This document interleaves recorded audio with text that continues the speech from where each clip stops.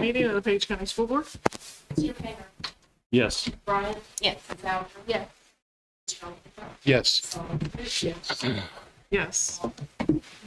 Please pause for a minute of silence as we prepare for the meeting tonight.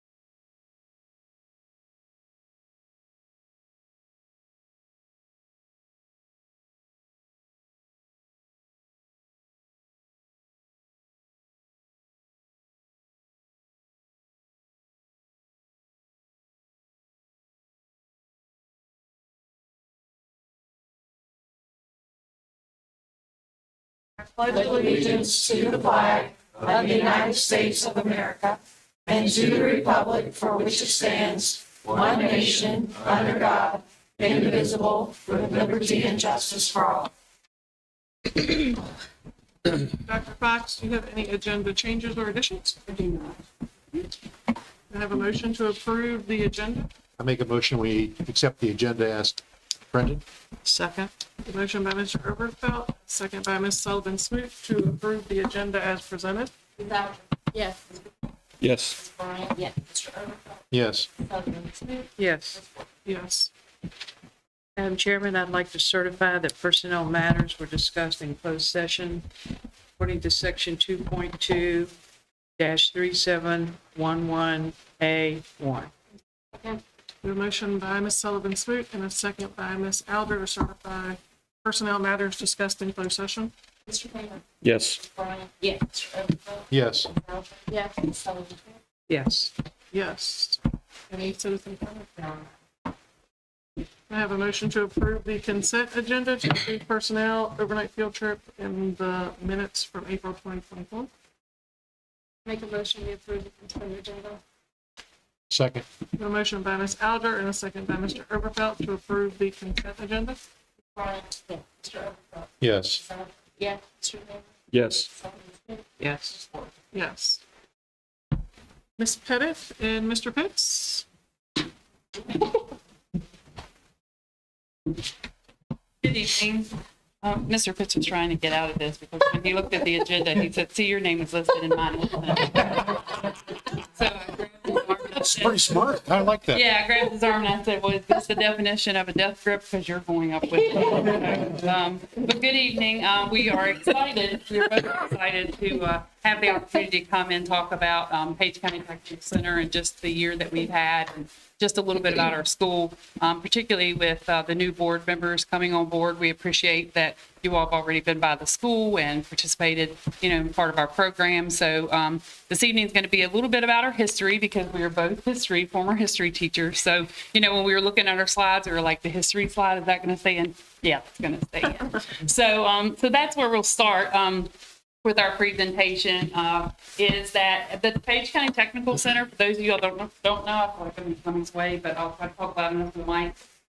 It opened in 1993, so it missed me by a semester. I graduated Page County High School in June of 1993, and then it opened in 1993, so in the fall. So I remember a lot of my classmates having to drive over the mountain to go to Triplet Tech, and so it was very nice to know that those programs were brought to our county.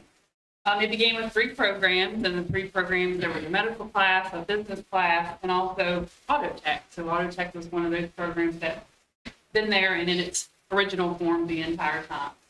And then a couple of principals after Mr. Cedrus, a gentleman by the name of Todd Lynn, he decided that the school needed a mascot and it needed colors because we were bringing in Paige, Lorraine, and we had postgraduate adult students.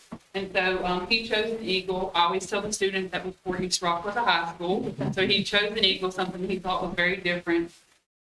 Soaring to New Heights, I think was his tagline back in the day.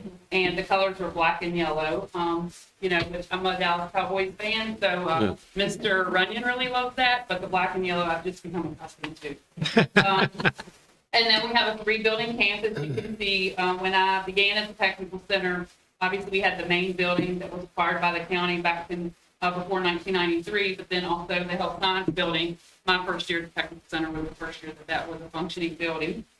And then I guess about my second year there, we retrofitted a storage building, and that was our welding facility. So that's a little bit about us, and I'll give it off to Mr. Pitt. Great job.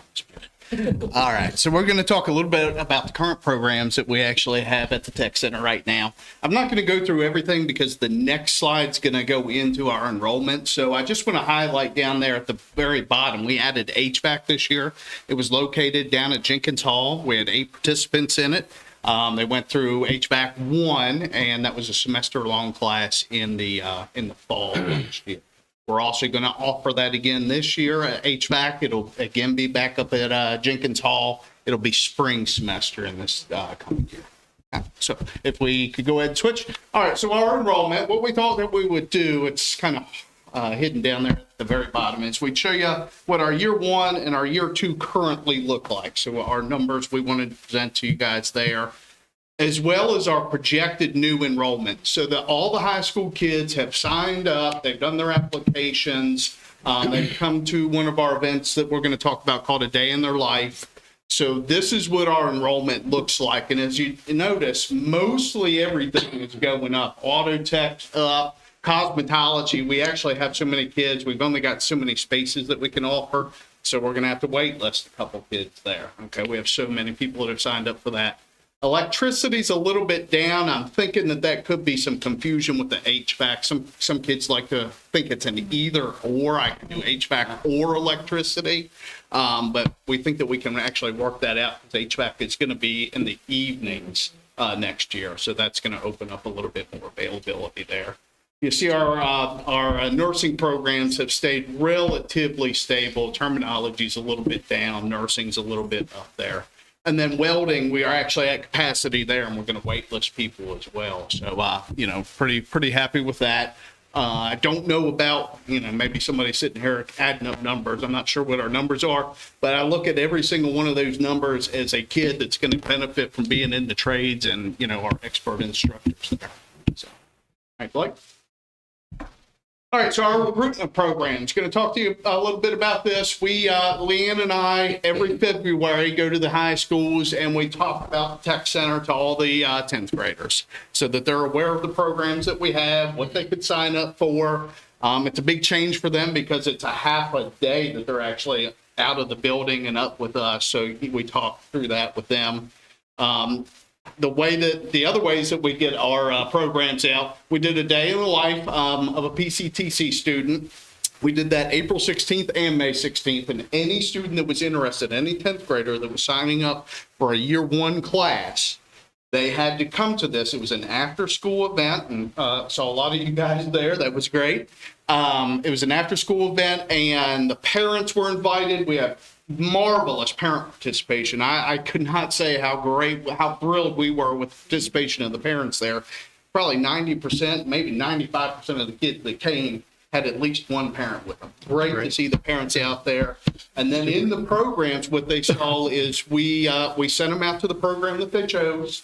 They went through a classroom portion of the class. So if you chose electricity, you went to electricity class and you worked on all the mathematical equations and everything. It was so cool because you looked in there and you saw the parents with the students trying to do the math and everything. That was cool to see.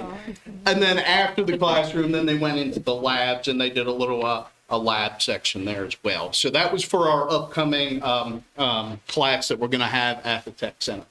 We also did tours for 7th grade students. I want to say that was the end of February. With that, we're exposing all of our 7th graders in the entire county. So both middle schools come in, one in the morning, one in the afternoon, and they go through every single one of our labs. They rotate so that they can see what we offer to them. Again, we're looking career awareness, career exploration here. fifth grade was something brand new this year. It was, crazy, so many moving parts there.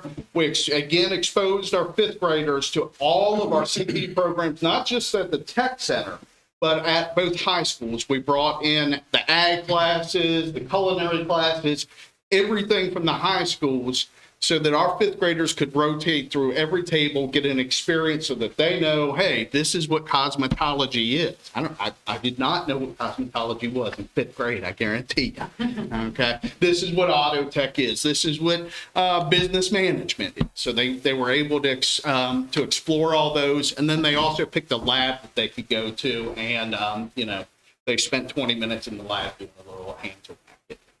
And then the other big thing that we're doing, we're getting ready to do May 30th. It's the signing day event, huge event. Miss Pettit puts this thing together every year. She does a great job. You should be the one talking about this. But it's kind of like a athletic, when a high school kid signs on to a college to play athletics, they always, Clemson comes down and, you sign your letter of intent with the school there.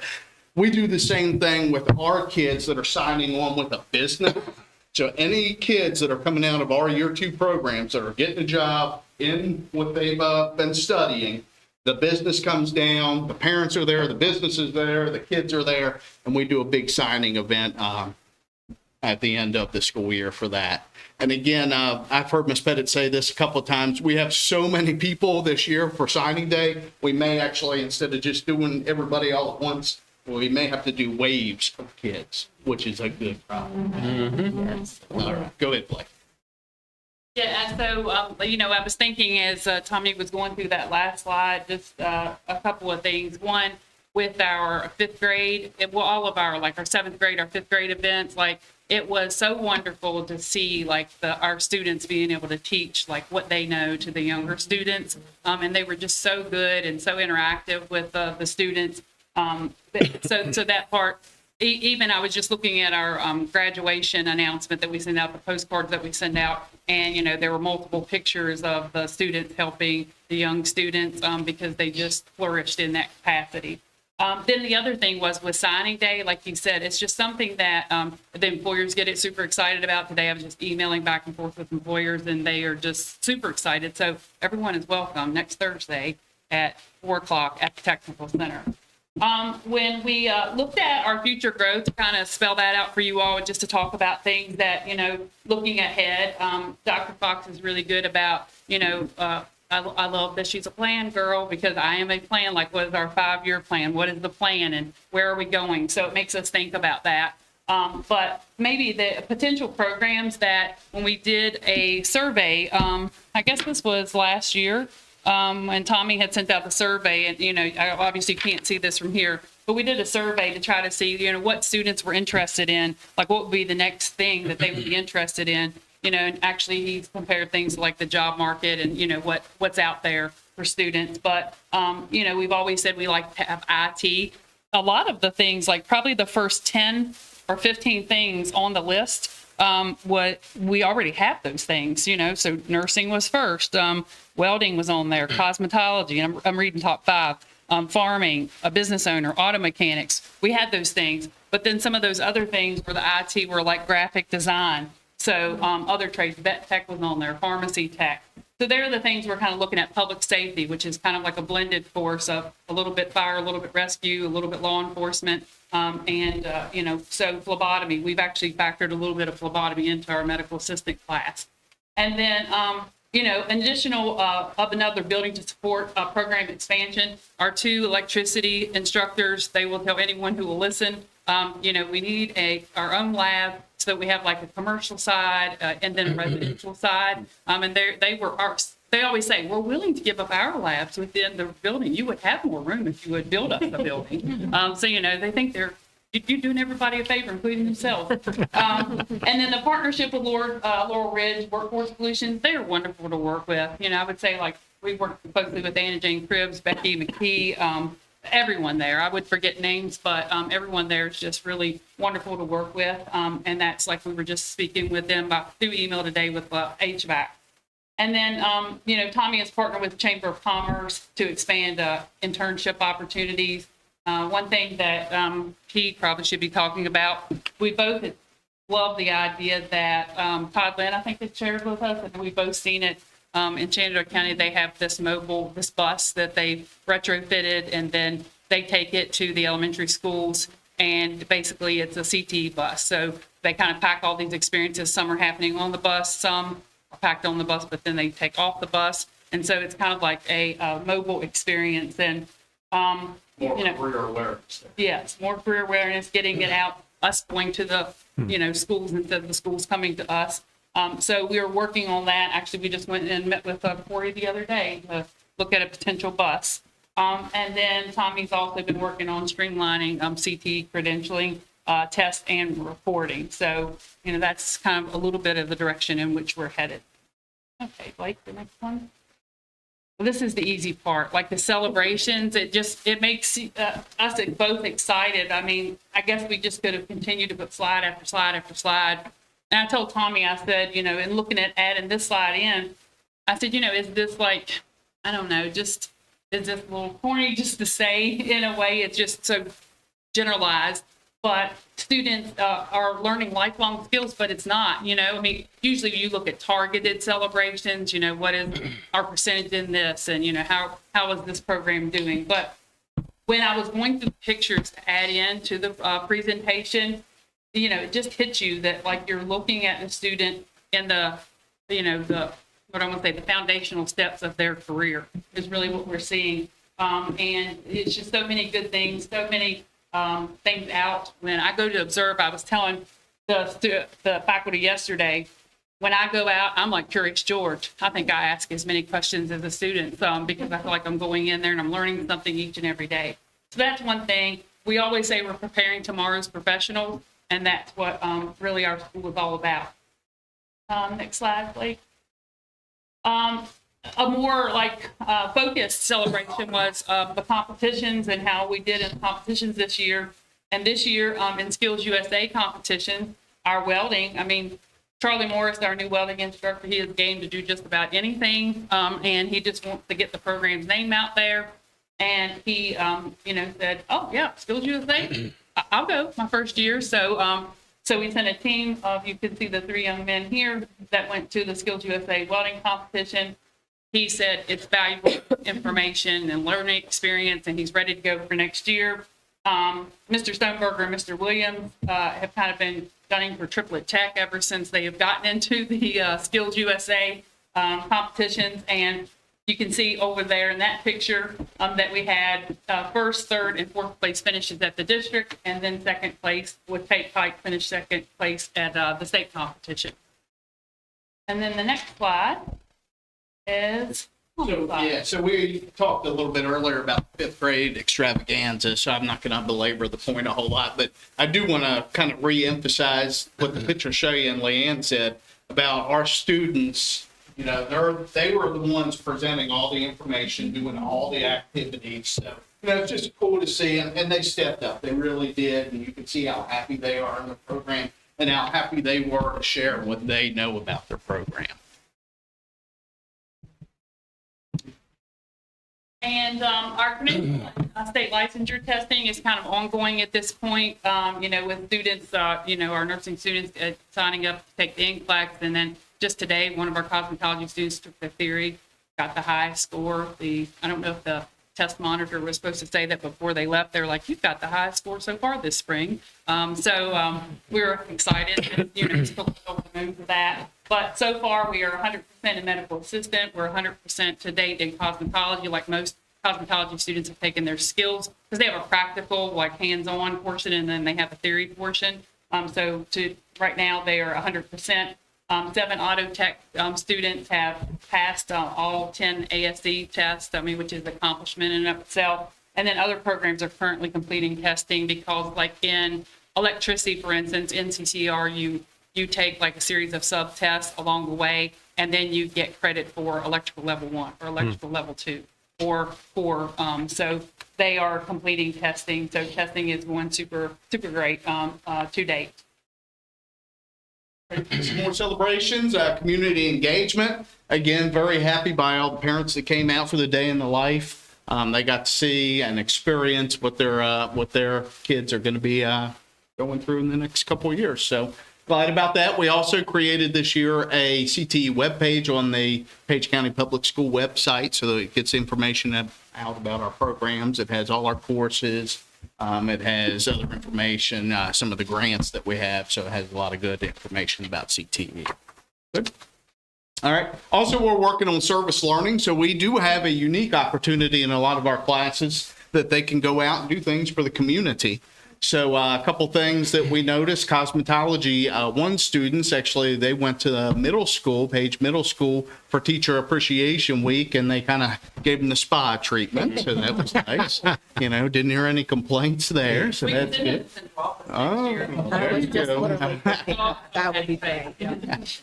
Welding has been out there. They've been doing some service projects. They've partnered with the Page Valley, our Page Fair Board, to make some upgrades at the fairgrounds. They built a smoker for the tech center so that we can use it for some of our celebrations. Nursing students going out. You're good, Blake. Nursing students going out and they're doing their clinicals, so they're providing services. So we have a lot of our programs going out and, you know, active in the community. So I think that's what we have. Do you guys have any questions for us about? It's coming for spa day. I was there. I didn't know it was available. Board members. We'll make sure we know the date. Yeah. Yes. Yeah. I just think it's wonderful that you all got all this together. And I've had several parents just, when I ran into them from the day of, they just couldn't say enough. And the word is getting out, and that is tremendous. And it'll make a difference as we go. But wow, thank you all for everything that you put together, because this is really, really good. I was super excited about the day in the life because we had a lot of parents out. And so we're, you know, our chances of getting mistaken for the animal shelter are getting less and less. Because so many people stop by, "Is the animal shelter?" No. We love animals here. We're a pet-friendly school, but no, it's not. So that's a plus. I'd like to add the kudos to that, because what they didn't share with you is that was kind of born out of a collaboration from the program of studies meeting, remember? And it was reflection on everybody's part around that table to talk about what do we do to, you know, make sure our students understand more about what is offered.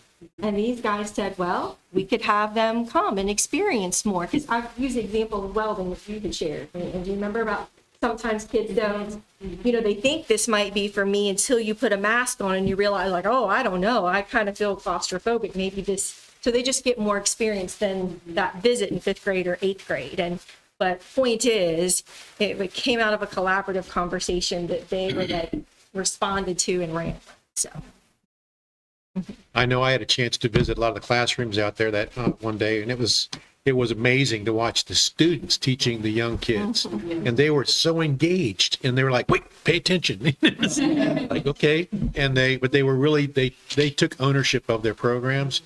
I think the Tech Center just is a marvelous thing we have here in the county, and I just hope it continues to grow, because these are life skills that these kids can go out and earn a living immediately, and not everybody's fit for college.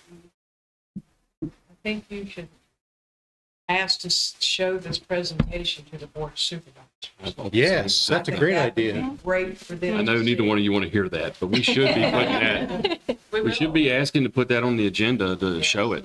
This would be a great thing. Some of the things that you've already listed, being there with a student, it was exciting to see my student excited, and I felt that from all the other students. And just so you know, there was a lot of people talking, you know, but parents, lots of parents like you said, and many of them, I was saying, this is one of the best things that our school is doing, because you all are putting these professionals back out in our community. This is really important, and the bigger this gets, the more things are going to be. It's great. Thank you all. You don't think we should offer the spa treatments before or after, or the board? Good selling point. They might need to.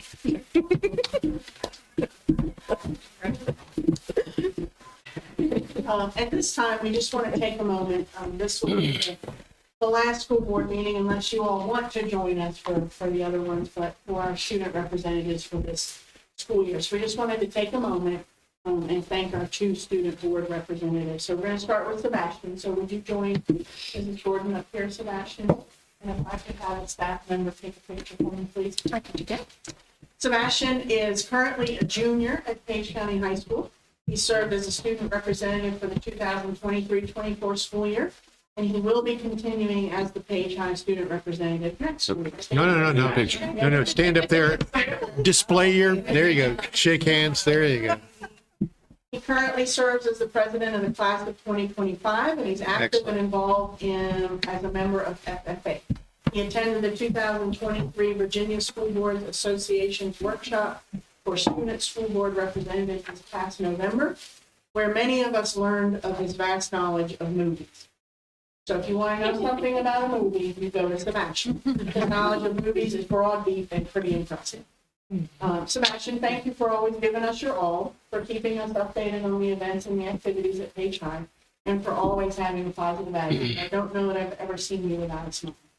And I also think the Cowboy hat's pretty amazing. So Yeah. Thank we you. look forward to working with you again next year, and certainly thank you for all of your work. Great job. Thank you.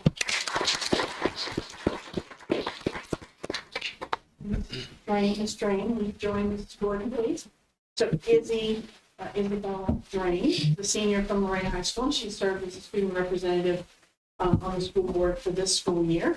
In addition to her service on the board, she's been a very active participant in many teams and clubs at Lorraine High, such as forensics, debate, FCCLA, student council, scholastical, and National Honor Society. Izzy is also a dual enrollment governor's scholar and a graduate of law and community college. When she graduates from LHS in just 2 short weeks, Izzy plans to attend Adelphi University in Garden City, New York, where she will be studying criminal justice as a part of their honors department. So Izzy, thank you for the energy that you've brought to our school board meetings through your spirited updates. We love that you've worked hard to include a wide variety of groups and organizations in your updates. You're a role model student, not only that you've engaged academically, but you've also participated in a number of extracurricular activities, including serving on this board. So we look forward to hearing about all the great things that you're going to do in your future.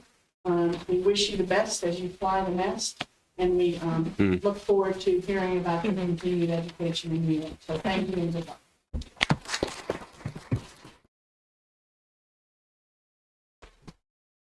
Thank you all. I know you all are up next. I think we will start with Izzy.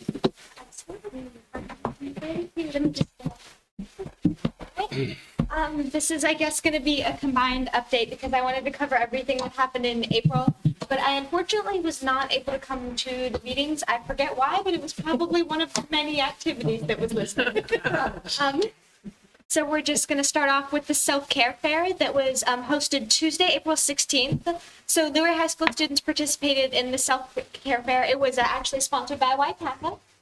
And so the station, they had 14 stations, and stations included things like a massage table, yoga exercises, stress balls. There was Just Dance in the corner. They had like this clay making. You like take little stamps and you like print it everywhere. It was really cute.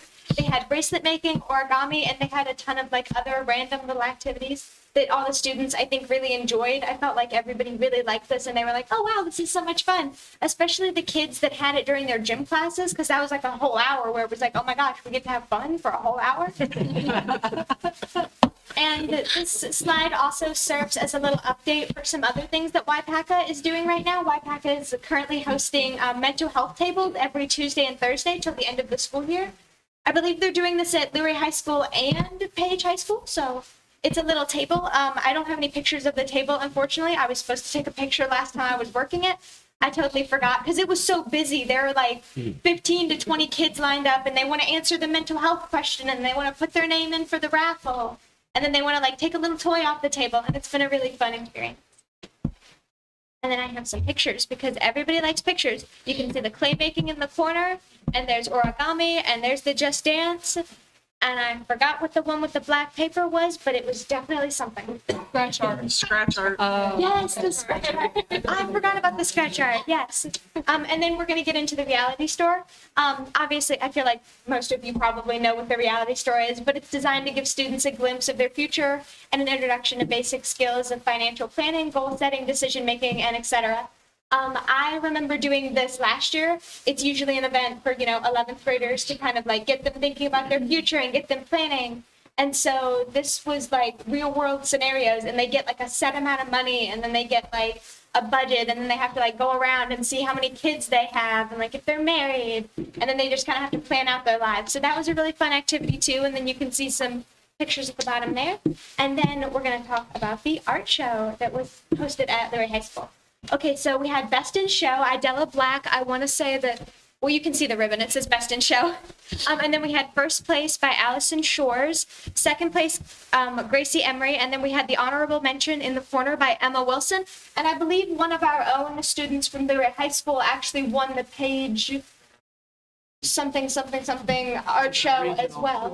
Yes, the regional. And I want to say that was Amber Moore. And so that was a really interesting art piece that I did not get to include. I wish I would have. I didn't think about it until I saw the art page, and then I was like, oh, wait, hold on. They were from our school, too. And then the senior trip. So about 39 Luray High School seniors, well, they didn't recently get back from the trip anymore, but they went to their trip, Orlando, Florida. The trip was April 17th through the 20th. And below are some photos that I got from students that went on the trip. So pretty cool looking trip. Ooh, and now I get to cover the mock crash. Okay, so with the help of PACA and the Page County Sheriff's Department, Luray Police Department, and Stacy's Towing, the students at Luray High School were able to see a car that had been recently crashed, stage crashed. And so the guy actually told us, he was like, yeah, we beat it with a mallet before we came here to make it look all beat up, but this is still really real. And it had a bunch of fake different drugs and things in the car. And so it was interesting because you were supposed to go there with a paper and name 10 things that could have caused the crash and etc. And they also had these goggles for sobriety testing. And so there was one that was weed, and I know they make alcohol ones. I'm not sure if those were there. And then there were even some that you put the goggles on, and then you have to try to drive in the cones with Deputy Beam beside you. It was a fun experience, that's for sure. Everybody had some laughs. You could see some pictures of some kids, falling down, always fun to see. And then we had prom. So the Luray High School prom was Saturday, April 27th from 8 p.m. to 11 p.m. And then after prom was held at Luray High School from 11:30 to 3 a.m. The theme this year was Hollywood Glamour. And then photos are on the next slide. And our prom king and queen this year were Emily Donovan and Landon Vile. So congrats to those two. They also won homecoming as well, which was pretty cool. And then these are just some pictures of the scene and the setting and, some fun. I'm in that one picture. Don't ignore that part. Ignore that part. And then we have a really nice picture of Emily and Landon as they were walking in the door before they got crowned. And so, yeah, that was how prom looked. I didn't get any pictures of after prom, but there were lots of blow-ups. And there was a blow-up axe throwing thing, but they were fake, I swear. And there were lots of prizes, and it was really fun. So, all right, and then, oh gosh. Okay, this is a wordy slide, but it's not my fault, I promise. So Luray High School went to States in Virginia Beach in April. I want to say it was the 11th to the 13th or so. And so we were granted the highest platinum level outstanding chapter award. We were also a millionaire chapter with membership recruitment this year. We earned the 50+ membership trophy, and then we earned 7 national program ribbons along with a public relations ribbon. And so we were named one of the national FCCLA Go for the Red membership chapters. I should have brought my badge with you. You'll be able to see the badge in photos on the next slide. It's this big with ribbons, every single color of the rainbow. It's pretty cool. And then our parliamentary procedure team, we placed first place, and then we got a gold trophy in the category. So the team included myself, Victoria Shoup, Jaden Harris, and Virginia Grebe. So now we get to go to nationals in Seattle, Washington it's the end of June and then beginning of July. So it's the 28th to the 3rd, I believe. So now we get to go to Seattle. That's going to be wonderful. I myself was also presented with the Ultimate Leadership Pin, along with my state certificate for being a finalist for the National Fall Conference, the online challenge test. So the Ultimate Leadership Pin is something that is usually given to people in the chapter who have shown like outstanding leadership over the couple years that they've been in FCCLA. It's this really emotional moment at the ceremony usually, where your advisor takes the pin and she like pins it on your little red jacket, and like everybody's crying and there's clapping, and it's really sad. If you look on the Leroy High School FCCLA Instagram page, you can actually see a video of me getting pinned and then instantly crying because our social media coordinator Virginia Grebe was like, "This would be great for the recap." I don't think it's great for the recap, but you know what? I love her enthusiasm. And so, yeah, and then Alexis, she was given the Spirit of FCCLA certificate. She helped out because she wasn't one of the people that was competing for a star event this year, because this was her first year ever attending conference. She actually went and helped out people set up the stage, basically. So even if you're not there competing for FCCLA to like win something, you can still win something. And she was so surprised by this. She was like, "I didn't do anything," but she really did. She helped set up the banquet and she was wonderful. And then we have Lily Rose. She was presented with a prize from Regent University, because she was participating in a drawing from the FCCLA College and Business Expo. It was like this little special badge we got this year. We went to every single like expo person and talked to them, like every single college. And so that was really fun. And then our advisor, Miss Smith, this year, she was awarded Master Advisor. So she got a little plaque and it was really fun. Now I have pictures. You can see our parliamentary procedure team here. You can see us at the banquet in the corner, Miss Smith on stage, more little banquet pictures, and then some other random little pictures that I threw in there because they're fun. So yeah, Virginia Beach is great. Oh no. Okay. We had so many fundraisers, but it's been great, I swear. So we had a calendar fundraiser, and then we had our pork sandwich fundraiser, and right now we are currently having a bundt cake fundraiser. So the calendar lasts all of May, the sandwich fundraiser ended on May 5th, and the bundt cakes run until the 31st of May. So support your local FCCLA chapters as they go on their way to nationals. Seattle, yay! Oh, FFA, oh my goodness. Oh no, the picture's tiny. All right, well, FFA recently had their banquet. That was May 16th. So 3 retiring officers were seniors: Lydia Parlett, Eli Sowers, and Bianca Waybright. They had other retiring members who were also seniors as well. And then, let's see, and then they, oh my God. Sorry, the font's a little small on my end. Okay, so and now I have to wait for it to load. Okay, let's see. So some seniors worked to get their state degrees. So Tanner Atwood, Emma Griever, Lydia Parlett, Hunter Pressgraves, Eli Sowers, and Bianca Waybright. So congrats to all those FFA seniors and all their hard work they've put in throughout the years. They also received their honor cords, which we worn at graduation. So as the school year ends, the FFA will be getting ready to take some of their 2023-2024 members to the state conference on June 14th to the 27th in Blacksburg, where they will compete in a variety of competitions. So best of luck to each individual member that competes. And then I have a picture of the new FFA officers. So the new 2024-2025 officer team is Alvaretta Lucas, Elizabeth Lucas, Christian Siegler, Reagan Dean, and Carly Franklin. So congrats to them as they were just elected at the banquet. This is very, very old. I'm not gonna lie. Why does it say good? Okay, it says good luck to them at states, even though this is the page about states. I think I put super regionals on this page at first, but then I was like, super regionals was in March. It's a little different. And so, well, super regionals was 10th place student congress for Trevor Hagan, and then Virginia Grebe was the first alternate for states. Somebody did drop out of states this year for debate because it's bound to happen. You know how competitions are. So both Trevor and Virginia were able to go to states this year for debate. And so I want to say, unfortunately, nobody from Leroy High School placed this year at debate states, but it's student congress. There's about 30 people in a room. It's very competitive, but still, congrats to them for going, because for both of these students, it was their first time being in debate. This was their first year in debate, and both of them made it to states. So we're very proud of them as well.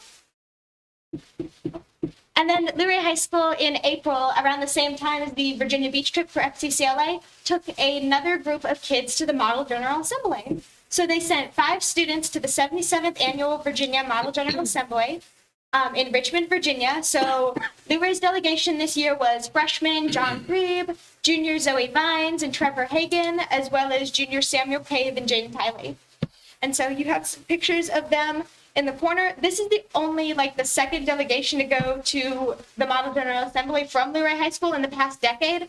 I was a part of the first Model General Assembly to go last year, and it was a really great experience. So if you're interested in student government, as a student, I really recommend trying to go to the Model General Assembly. And this year we had Senator Trevor Hagan earning the honor of being selected for CONA, the Conference on National Affairs, this summer. Again, since we've only been going there we haven't gone in the past decade, it's very interesting. Last year, we had another student who also qualified for CONA, Ben Caudell. So this year, to see that we had another wonderful candidate get to go to CONA is really great. District track. Okay, on May 16th, the varsity track competed at districts in Strasburg High School. So below are the results for those meets, right there. And then they also met today for championships at East Rockingham High School. So congrats to them. And if you have any questions about how they did tonight, I heard Mr. Johnson talking about it in the hallway. Congrats to Davey. And then varsity baseball. Congrats to varsity baseball on their win against Madison on May 21st. And good luck to the baseball team as they play. Oh, my bad. That slide might not have gone on there. I was having some technical difficulties, but it's a cute little slide about good luck to baseball tonight. So they were playing at 6 p.m. So by the time we get out of here, you might know the results for that. No, you won't. Got postponed. What? Postponed. Oh, You can make it. oh, well, say, hey, look, I can make it then. And then, so the Luray High School GSA Club hosted their picnic, their annual spring picnic. It was May 8th after school from 3:30 to 4:30. There were many games, snacks, and the only senior in the club was given their rainbow cord for graduation. That would be me, president of the GSA Club, and the only person to receive a rainbow cord this year. But it was still wonderful. It was a great picnic. All right, and then I have the Luray Ledger. So the final Luray Ledger is set to come out this Friday. It will be a digital newspaper. So the ledger will include topics such as FCCLA, FFA, SCA, NHS, NHH, SHH, YPACA, choir, band, and probably the art show as well. I have the QR code on my little home screen. For some reason, some of my pictures didn't upload. Unfortunately, my internet has been very spotty. But so yeah, that's great. So if anyone wants to scan that QR code and see that, feel free. It's we literally just finished it today. We just finalized all the pictures. We were just doing some finishing touches. Me and the other current senior editor, Emma Wilson. We will also be having new editors as of next year. So the new editors will be Bridget Dudley as well as Jonathan Strasner. So good luck to them as they continue our ledger. And then the Spanish Honor Society and the National Honor Society. And I swear, I think I only have 10 more slides left. We're so close. Okay, so the Spanish Honor Society went on a field trip to a flamenco show with traditional Mexican dancing, as they usually do every year. And so that was really fun. I wish I would have been able to have pictures of that. And then the Spanish Honor Society and the National Honor Society will be inducting new members on the 28th of May. So the induction ceremony will be held from 6:30 to 8 p.m. There will be speeches, food, drinks, tons of new members. So then I have a list. Congrats to the new NHS members, and then they're listed below. I didn't get a list of the new Spanish Honor Society members, as they are still being accepted, I think, until Friday. So hey, apply for the Spanish Honor Society. It's a wonderful thing to be in. I'm a part of both the Spanish Honor Society, and I am president of the National Honor Society. So if you want to see me come make a speech about congrats to all of our new 10th grade members, might as well stop by. Our National History Club. Luray High School National History Club recently took 3 students to states. Lily Jenkins competed at states for the National History Club, and then students Jacob Wood and Ben Caudell, and then sponsor Jeremiah Strunk accompanied Lily on this trip. So congrats to Lily. We are all very proud of her because the National History Club, I want to say this is their first year going to states, because last year was when they were founded. So that's pretty amazing. 2 years and already going to states. Yeah, that's great. Our band had music in the parks. So the LHS band and choir traveled to King's Dominion for a competition. The choir took home first place with a rating of excellent, and band took home first place with a rating of superior. So congratulations to all of those band and choir members who competed. Very nice. Oh no. Okay. See, I don't know what happened to my slides, but I swear they're here on mine. I have the Luray High School Spring Concert, which was just added last night, so that might be why it didn't upload correctly. But here it is right here. So congrats to all of our seniors for the Luray High School band. We appreciate you all. And then SCA campaign. We just got the elected board last night. So the following Luray High School students are the new elected SCA. President Laurel Webb, Vice President Avery Jewell, Secretary Reese Fitton, Treasurer Amelie Kramer, and Social Media Coordinator Kate Taglier. So be sure to keep yourself up to date with SCA activities on social media and Schoology. Oh, and then we have signing day. I know they mentioned the Page County Technical Center signing day, which I think is wonderful. We also had, obviously, our sports signing day at Luray High School a little bit ago. So congrats to senior athletes Emily Donovan and Landon Vile as they continue their athletic careers. Emily has committed to play basketball at Eastern Mennonite University, while Landon has committed to play baseball at Hood College. So we wish them the very best as they embark on their college athletic journey. And then we have some pictures of them signing.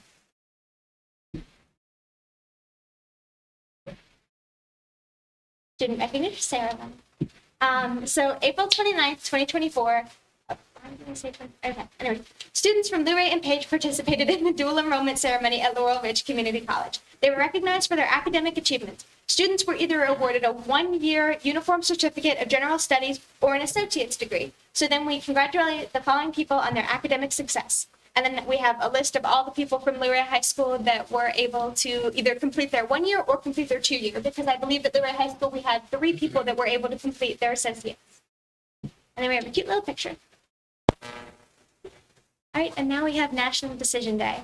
May 1st was National Decision Day, and these groups of seniors have made their choices. The biggest group is the Luray High School seniors at the top that have all made their decisions regarding which colleges they will attend in the fall. And then the smaller groups are for those who have made the commitment to join our U.S. military. So pictured are Elliot Downing and Ryan Lewis, and then the currently in boot camp are Dustin Deeds, Connor Irvin, and Dawson Bev. So congrats to all of our LHS seniors, and we wish you all nothing but the best as you continue your journey wherever it may be. And then, thank you. So do you all have any questions regarding the information in my presentation? This is, oh no, it didn't even update that it's my last one. Okay, this is my last school board meeting as a representative, and it has been an honor, even though my slides decided they weren't gonna work.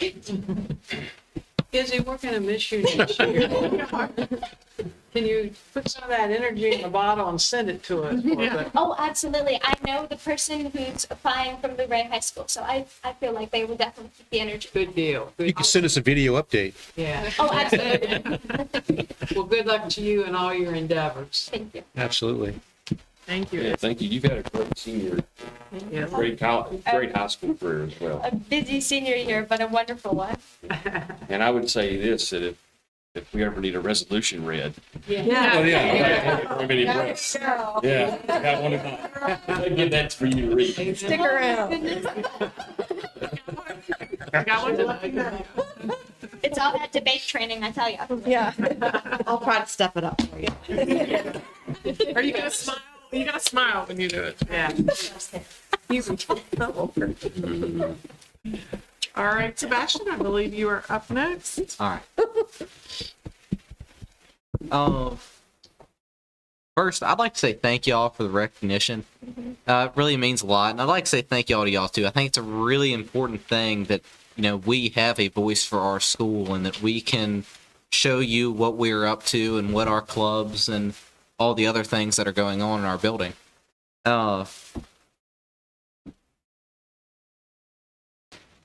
Athletics, soccer boys, they've made it to districts and regionals.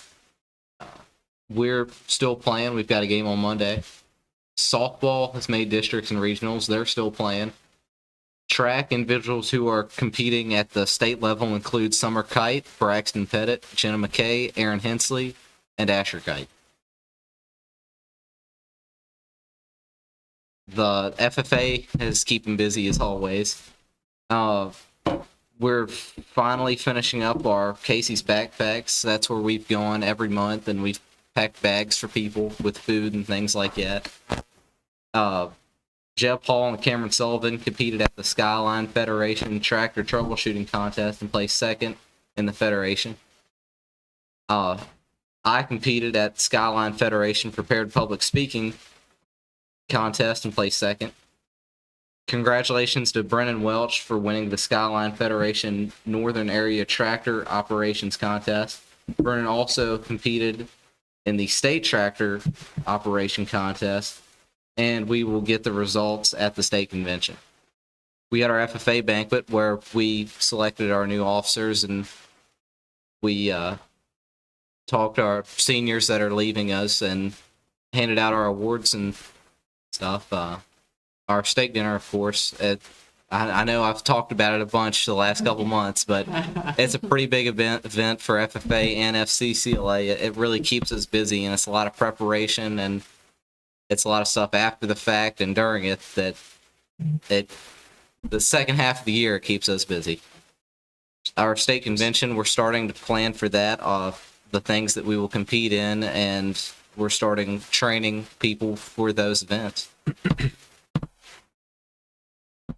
FCCLA is preparing for their states. They are preparing to compete at nationals as well. Once again, their help with the steak dinner, they're tremendous. Both clubs get along so good, and I think that's a great thing. They're also selling refreshers in the hallways. I don't know if any of the school board members have been through yet, but if you're parched and going through, you stop by because they're selling them all day long, and there's some pretty good flavors. They're preparing for a chance auction too. That's going to be on May 31st. They're going to have different items, and you're going to come in and buy some tickets, from what I believe, and you're going to put them in jars. And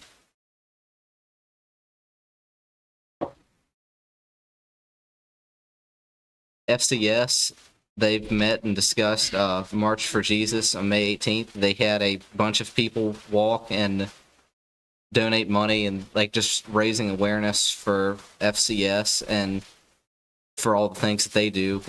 An example of one of those things, they gifted $150 to a young mother undergoing cancer treatments, and they're looking for a new sponsorship for their club this year. Their current one is retiring. These are some other things that have been going on. Everybody's preparing for graduation, getting their caps and everything ready. SOL testing's keeping everybody busy. People studying to take theirs, or people taking them currently. And then the seniors had their walk where they go through the schools and their elementary schools and their middle schools. Is there any questions? I do have a question. Yes, ma'am. Casey's backpack program that you mentioned, do you know, does that work continue during the summer, or does someone in the community step up and do that? And if you don't know the answer, that's okay. I just wasn't sure. I know that we would do it 1 or 2 Thursdays a month. Okay. And that the other weeks, it would be other groups or other people that would take care of it. Mm-hmm. So I'm thinking over the summer, it's probably other groups that step in and take care of it. And I think it's several of them that kind of rotate and take care of it. Thank you. Okay. Gotcha. Okay. Any other questions? Job. Thank you, Jenny. Great. And ditto on the hat. I like that. Yeah. All right, Ms. Pettit, good luck following the two of them. Perkins grant update. So I would like to share our plans for, and if you all, I don't have like an attachment, so, but if there's any information, I've shared this with Dr. Fox, if you would like a copy of what I'm about to lay out as far as the Perkins plan, just feel free to ask Dr. Fox and we can get you a printed copy. But so the Perkins plan, for those of you all maybe that are unaware about what Perkins is, obviously it is a grant that is used to develop, to kind of, I guess, not necessarily buy all of the equipment and to get your CTE programs running, but it's those that kind of enhance the CTE courses. So the monies that are allocated to our division are used to strengthen and assist our CTE programs at the technical center, at both high schools, and also at both middle schools. So it just, I think some people think CTE and they only think the tech center, but it is much broader than that. Our proposed budget for the 2024-25 school year, you base it on the allocation that you received the previous year. So this year we received $72,022.03. And when we build out the Perkins plan for the next year, you use that allocation. And then in July, they will release the new amount, and then we will update the plan. So we have to submit a substantially approvable plan by April the 30th, which has already been done. We break that plan for anyone that knows about lines. There's an 1,000 line, and then there's a 3,000, a 5,000, and an 8,000. And I'm just going to give you all some examples, like how much we allocate to each line, and then how much, like the types of things that are covered by that line. So for the 1,000 line, that is specifically used if you want to give a stipend to a staff member or staff members that help to carry out the administrative duties through the Perkins plan. It may be that they're helping with ordering, they may be helping with inventory, they may be helping with the CTE completer survey calling, which is quite an undertaking. And that can never exceed, I believe, 5% of the grant. So like this past year, that was $3,500 in that line, and that's what we will continue for the next year's line. And then the 3,000 line, that line is more for things such as, well, first of all, in this year's plan and for next year's plan, for that line, we set aside $33,120, and that's for industry certification. So, the division pays for industry certifications, but this is built in to give us help because our industry certifications are not cheap by any stretch of the imagination. When Tommy and I were looking at some newer ones, I mean, some of them can be, I don't know, like $5,000 one point for a site license, so for a year. So they aren't cheap. But so that line covers industry certifications, software programs, and site licenses for like a budget challenge is something that comes to mind for our business classes. Conferences, PD opportunities for our CT teachers. It just pointed out, the students did a great job. Those CTSO events like FCCLA, FFA, those monies, we can use monies for registration for students, lodging for students, travel for students, and that really helps out. And then recruitment activities and the consortium fees, like because we participate in the World of Work, which is a big career fair that's held in Winchester. We pay, I think, roughly like $1,100 into a consortium that then the pool of, localities actually help to fund that. The 5,000 line is a bit different. We only allocate $1,500 to that line, and actually this year I'm going to have to finalize Perkins, I'm going to have to move a little bit out of that line because I oftentimes like to plan a little bit more in a different line, in each line, I should say. So that's just reimbursements to individuals for PD things or CTSO travel. So really, we've gotten a lot better over the years and not reimbursing like a teacher directly. We've tried to take that off their plate by maybe me making the hotel reservation or Linda helping me to make the hotel reservation so we can use the school credit card rather than the teachers putting it on their own personal credit card. And then the 8,000 line is always the biggest line, and that's the equipment line. So that is $33,902.03.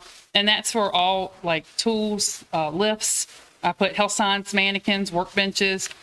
So that gives you an idea of like the lines that we have to allocate and where most of the money of the plan is going. Each year you have to pick a what they call a focus program or a plan of study. And Tommy and I looked at the way we were thinking that we were going to go on like a rotation. Like, maybe, this year would be family and consumer sciences year, and then the next year it might be ag's year. However, after some more thought, we thought, you know what, maybe that's not the best thing because that might, when a rotation comes out, it might not be the year of the need for that particular program. So we sent out our what we call our Perkins wish lists And we sent that out to all the CTE teachers for them to tell us what they needed. And then we looked to see who had the greatest need. And it seemed like welding, because with Mr. Morris coming in his second year and just trying to restructure some things that were in the welding building and add to it, like different types of multi-purpose welders and things like that. So we chose welding as this year's plan of study. And then a couple of highlights from some purchases that we bought this past year were, a new lift, which is, between $3,000 and $6,000 for each lift. But I think now we're almost I feel like we've almost replaced all the lifts. Like they're all like up to date and none of them are original lifts. And then like new textbooks for cosmetology, for electricity, iPads for practical nursing when they go out to their clinical sites to try to learn how to document. So licenses for HVAC with the Z-Space, updated furniture for a lot of programs because, it's hard for the schools to be able to buy furniture for everyone. So we can help with the CT programs, not everyone else, but the CT programs we can. So that's pretty much kind of outlines a lot of the highlights that we used our fees for this year, or at least the monies. And then the next steps is that the application has been submitted to the BDOE. And then we typically hear back, like I said, maybe in late May or even, that our initial application has been accepted, and it has. And then our updated totals will come in July. And then I will update our application in Omega. And we can make any amendments as needed. So are there any questions? Thank you. Thank you. Good, thanks. Ms. Jeffries, wellness plan update.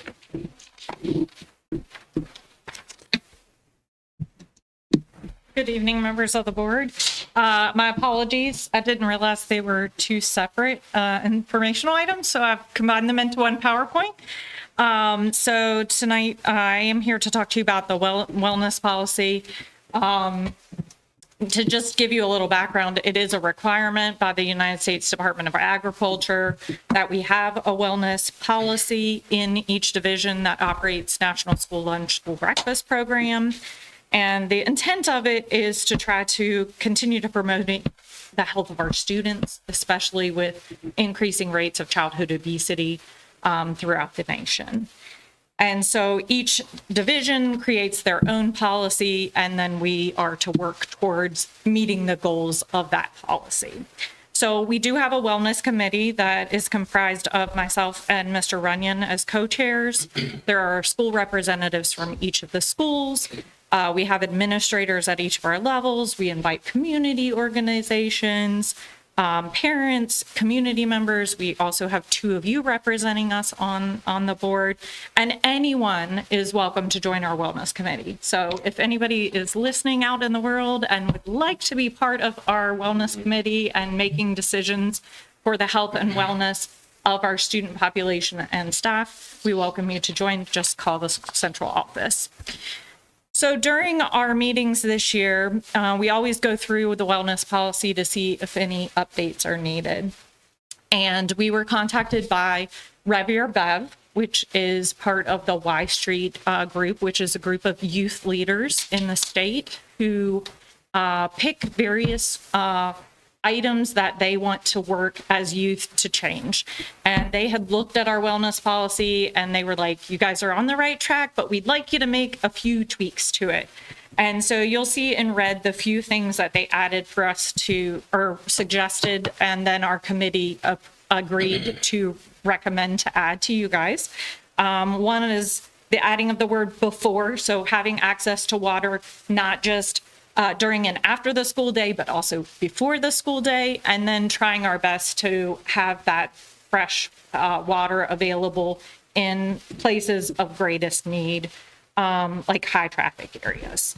So again, you guys can definitely look at this on your own. The other point of interest of our wellness committee was trying to strengthen our staff wellness part of our policy. Our policy really didn't have anything about what we would do to help our staff. And we know that if our staff aren't well and healthy, then they can't help our kids be well and healthy. So we did add a couple items. It goes under what's called other activities that promote student wellness, but truly it is a focus on staff. So we wanted to encourage staff to model those healthy behaviors. And so some of the things is in the cafeterias, we have committed to saying we're not going to offer sugary beverages to staff from our cafeteria. And we would also send out some periodic surveys that Cooperative Extension was helping us with to see what interests our staff might have in division or school-led wellness activities, again, focused around our staff. Sending wellness reminders to staff via email. We do a little of that right now through our benefit specialists, but really making a concerted effort to reach out to staff like, hey, these are opportunities for you to take care of yourself. And then, again, somewhat already occurs, but just making staff aware of any free or low-cost wellness programs that exist. So those would be two, the addition of the water and these staff wellness things would be two recommendations our wellness committee would make to the school board for approval and updating our wellness policy, which is policy EFE. The entire wellness policy with the red line changes is available as an attachment to this particular agenda item. If you're okay, I'll just go ahead to the triennial assessment, and then if you have questions at the end. So the second thing that we are required to do for the United States Department of Agriculture is to do what's considered a triennial assessment of our wellness policy. So every 3 years, each of our schools has to go through an assessment to see how well they are meeting the goals of our wellness policy. And we look at things that are fully in place that, we're doing and we're doing correctly, things that are partially in place, like they're there, but we're not meeting the full extent, and then things that are there, but we're just not meeting. And so you can see here the various sections and where we fell for each of those as a division as a whole. There's also individual school data that I can share with you if you would like to really get down into each individual school's responses. Each school is responsible for taking that assessment on their own. We're also required to compare our policy, which our current policy was last updated May of last year, to a model perfect policy. And based off of our rating, our current policy rates an 84 for total comprehensiveness in terms of how comprehensive our policy is against that model policy, and a strength of 58. So you can take that where you want. I mean, we have room to grow in strengthening and being more comprehensive, but it's just the government wants to know, where do you stand? It's not you're doing right, you're doing wrong. It's where do you stand? And so some things that we really have worked on in the past year, we've increased our nutrition education to our students. A lot of that started with our fresh fruit and vegetable program, and then we've extended that to our middle and high school. When we offer a new fresh fruit at elementary school, we often also get some for the middle and high school, and we provide them with information about that item, so they're not like, what is this? Today it has 7 names, but you could call it a ground cherry, you could call it a Cape gooseberry, you can call it a golden berry, but it looks like a cherry tomato from the outside. So the kids are like, what? You're just trying to give me this little tomato. But it's a very different thing. So we've been putting out, okay, this is what this is what it can provide you. So again, just getting little bits of information out. And then, like I said, the committee is recommending strengthening that policy as it relates to staff supports and trying to take care of our internal staff. So that is all I have, but I'm here to answer any questions if anybody has them. So how often does the wellness committee meet? So we met probably 5 or 6 times this year. In a good year, we would be on a good rotation.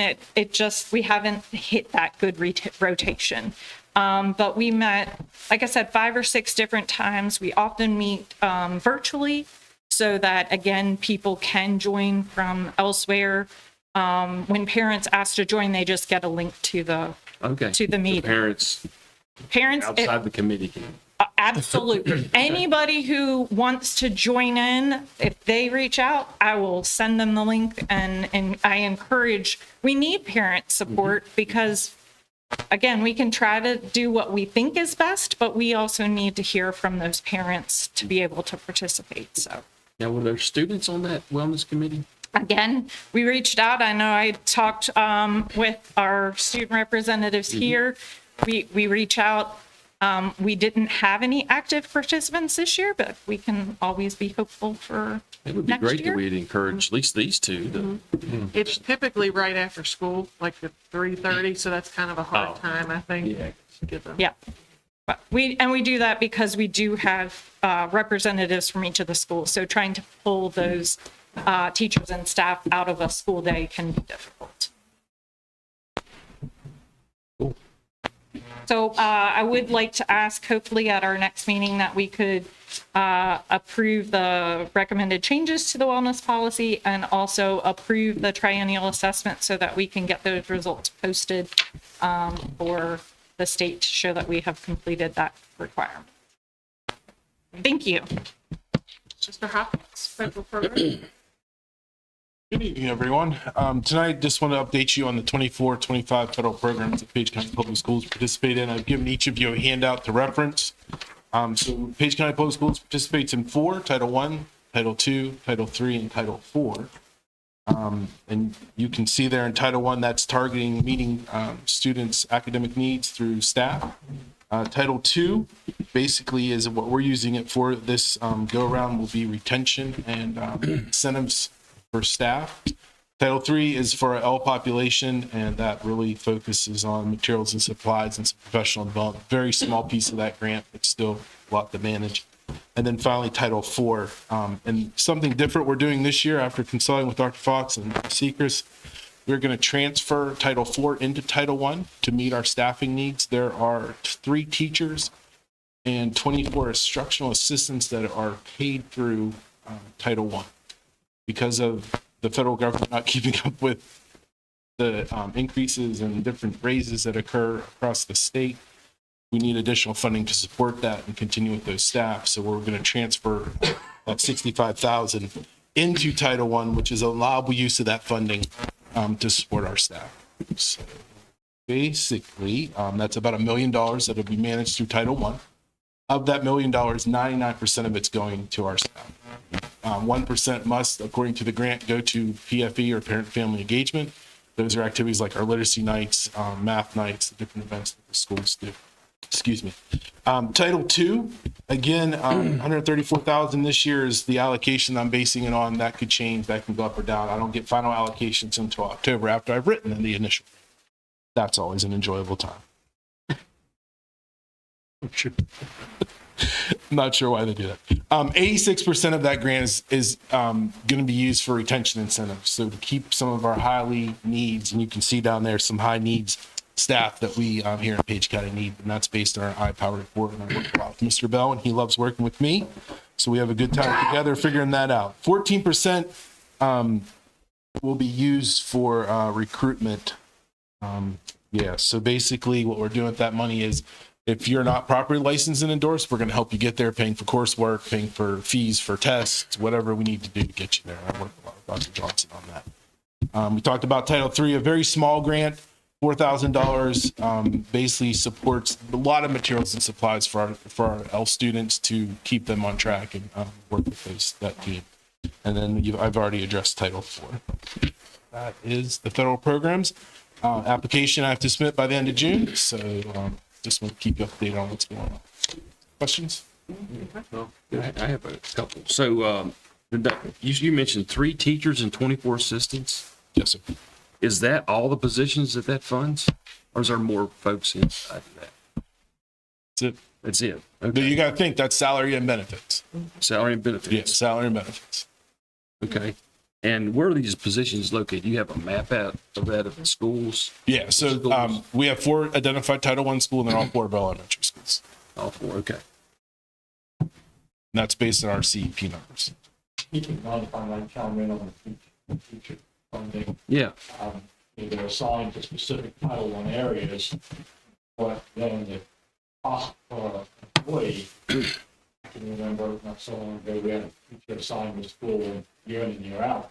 As they accrue experience, Mr. Hopkins has a certain amount of money, so if I'm a 25-year veteran and I've been in Title I, I can take up 100,000 in my budget by the time maybe 80,000 by the time I pay salary, rent benefits, all of that. So it's tricky because to get more people, you put less experience people, and you don't really want to do that. Okay. And Most of your people, to Dr. Johnson's point, Title I requires you to have your most effective teachers in your highest need schools. So we're paying for highly qualified folks to be in our most needy schools. So absolutely. And to reiterate his earlier point, these funds don't necessarily increase in step with when we have budgetary increases in the state, right? Yeah. Right. So when a governor's budget says, 3% by, like, this doesn't change that much to then make up that gap as well. So then you get to my part of it. That's a lie. And then Mr. Hopkins and I have to work on, this is how much money he has per location by these funds, and then we end up sometimes having to split code employees because then they're title split or percentages of what. It's a lot of work behind the scenes that goes into manage this, what seems like a lot of money, but in $43 million budget is really not that much, and it's not keeping up with the current changes we've had salary wise. so just a question. So the teachers in elementary schools, which elementary schools have the teachers? Oh, no. But you got 3 teachers. 3. Springfield does not have a teacher because, to Ms. Seekers's point, we can go into great detail, and you stop by and I'll teach you all this. Each school gets a certain amount of money based on their CEP numbers. So Springfield does not get enough money to cost a teacher, so that principal, 2 principals ago, decided they wanted more aides or more instructional assistants. We have a vast sheet that we work interchangeably in that has by school, by. Yeah, I was just wanting to know Yeah. equity, is it taken care of in that way? So, Yeah, we have no choice because And that the- application tells me I can only spend this X amount of dollars at Springfield Elementary. Therefore, this is the amount of staff that can be. So according to them, the greater need is being met where they feel that it's at. At least it sounds fair. Thank you, Mr. Thank you. Ms. Ryman, instructional update? Yes, good evening, board members. So this year, well, we started hearing about the Virginia Literacy Act last year, and this year, Ms. Marston and I have really been working with our principals and instructional coaches as information has rolled out and become available for the implementation of this to start next year. So I'm going to hand it over to Ms. Marston because she's going to share with you what we've been doing and where we're looking to go. Well, just know there's a lot of new acronyms. Yes. It's been so much fun learning those. So if I get confused, just let it go. I got you. So the first thing we had to do was come up with a vision and mission statement. And we chose to do that through a Google form process. We started with our reading specialists and our instructional coaches. We had literacy leaders within the buildings identified, and we started compiling what we thought. But also using language that is now defined clearly in the VLA. There's some words that you just have to have. And so we met those and we came up with our new vision and vision statement based on literacy. So I'm not going to, you all can read, and it's in part of your attachments, and I can take care of that.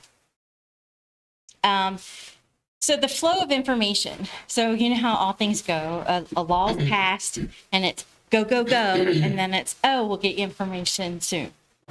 So it was almost a year before information even began to flow. And so then they started, we'll get that to you in June. Well, then it was October, and then it was December. So in essence, things really started to flow about March. And we have to be fully implemented and ready to go June 30th. So, heart palpitations started. But anyway, now things are flowing quickly. And they're coming. We get updates probably weekly now from the VLP. And they tell us all kinds of interesting things. So we've summarized some of what we know to date and what the flow will look like and how we've chosen to proceed. But please be flexible and patient. So we do know that all of our elementary and middle principals and APs have to take training. It's a one-day training. It will be in person. And they told us that the registration would open in May. It did. And so our principals are now assigned to those various sites to go throughout the summer in the month of June to actually hear the updates for the fall. And so they'll go in person, although we've been sharing information with them. We've met and talked about what we know, but this is the state team sharing this information. We also know that modules for K-8 teachers, all K-8 teachers that are in the classroom, including titles, special education, EL teachers, Title I teachers, anybody that is in a classroom will go through models that are being made in collaboration with the VDOE and UVA. UVA is considered our VLP, our Virginia Literacy Partner. And so they have these Canvas courses. We assume it's going to be in Canvas. We've not been told that, but our reading specialists took their coursework through Canvas. So we're assuming that that's what it'll look like. But It makes sense, right? Kathy, can I add something there quick? And I hope I'm not getting ahead of you. I'm sorry.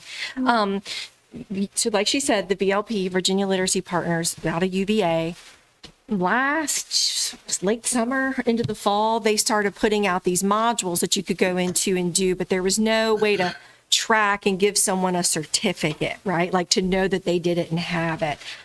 So we really wanted people to start diving into it. So what we ended up doing was mimicking their work, recognizing that it's theirs, didn't try to make it as ours, but dropped it into a Google Classroom that we made so that teachers could log in, watch some of the videos, answer some questions, and create like a collaborative thing. nice. And then we've given them recertification points for that. So reality is we expect some of what she's talking about to be a little bit redundant. We've prepared them for that, but we don't regret doing that because we needed to start talking and thinking about That's it. smart. Yeah. and so that everybody had vocabulary that was common. Because when you try to have meetings and using new and everybody's like, what are you talking about? Yeah. So kind of all being on the same page. So if you'll slide to the next page, these are the requirements that we know will happen.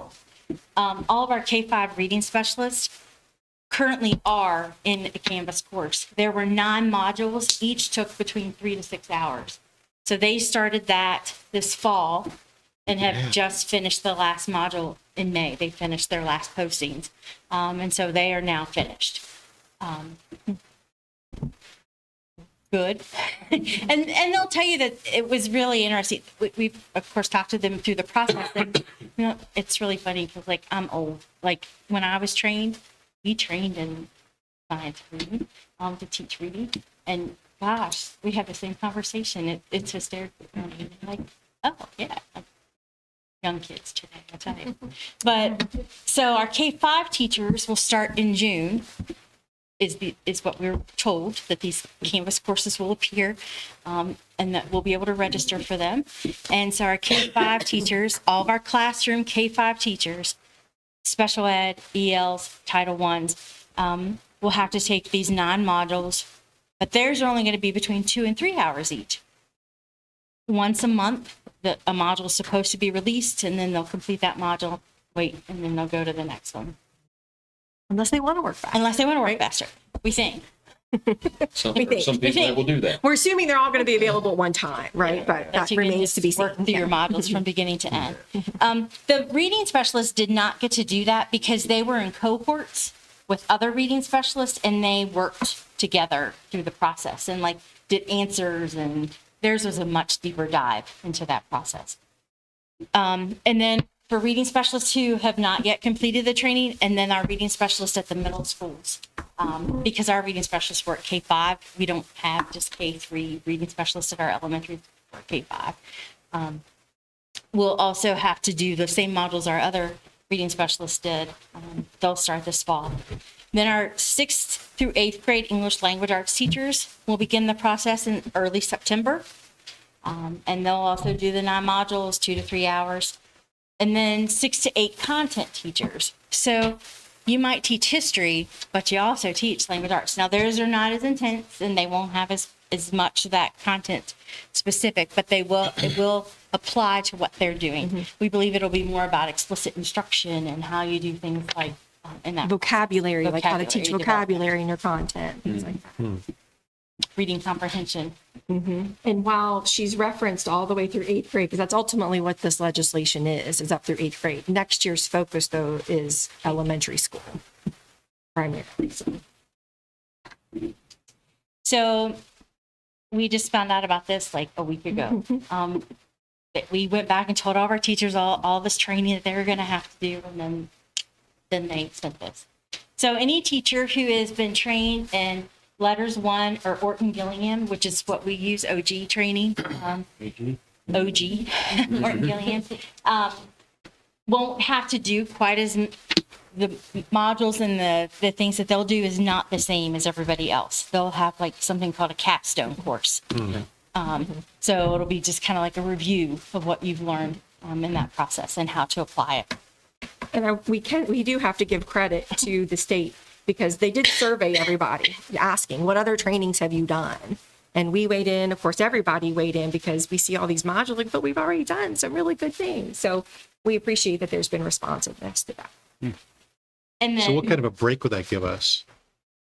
I mean, does that give us any relief then? Because less training. Just time less because- training time. Less training time. I mean, but that's a relief. Yes, for some. For some, some it is, staff. yeah. And we do have staff that are currently going through OG training. They're doing it this summer. Okay. Just because it's a good technique to learn to teach literacy, especially Sure. some of our teachers who are brand new to the profession or that don't have a teaching background necessarily. They got their degrees different ways. Yeah. So they're looking at it through a different process. But we've historically been doing a really good job of getting new teachers trained in this. So it just keeps rolling like cohort by cohort of new people. So it's So it's a the good news story. majority. Yeah. It's great. And then the last thing they put out were VLA models for specialty or resource teachers. So like your art, music, PE. It says it's going to be optional. For us, it's not optional. We believe that all teachers, it's a good process. Everybody is in this as a team, and we're developing our staff as we go. It'll be a 1 to 2 hour completion time for their whole process. Okay. And they say it's going to be released September 1st, 2024, but they have a lot of things being released September 2024. So, I don't know what it looks like. And so we won't know. And like I said, this literally was hot off the press. I was at a training with some of the reading specialists, and the man that was doing the training, he like whipped through the slide, and somebody from the back said, "Wait, go back. What's that?" He said, "Oh yeah, we changed that Monday." Okay, so here it is. So good news for our staff.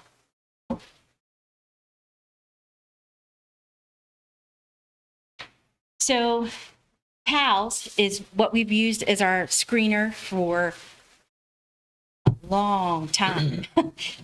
like when we had PALS when I first became a principal, it's been a long time, and it stood for Phonological Awareness Literacy Screening. And again, it's through our partners at UVA. We've partnered with them for ever and ever to have this process. It's a screening tool, and it supports us in identifying students who have need. But beginning this fall, our pre-kindergarten students transition from PALS to VALS. And the first time I heard VALS, I was like, what do you mean they're just going to test them on VALS? That doesn't even make sense. But then, of course, we got more information and found out the VALS means the Virginia Language and Literacy Screening. And so we had some of our elementary schools join a pilot program for this year, and people from UVA came into the school and gave the students the pilot screening. And we're doing the testing to see the rigor of it, to make sure it's working, to do what it was, if it's really doing what it's intended to do. And some of our teachers panicked because it took about 45 minutes per student to give the screener. And so teachers were like, 45 minutes per kid, but because they were being so meticulously careful, they weren't doing, there's pieces that we can do as whole groups, things like that. It'll be okay. It's not going to be a 45-minute screener per child.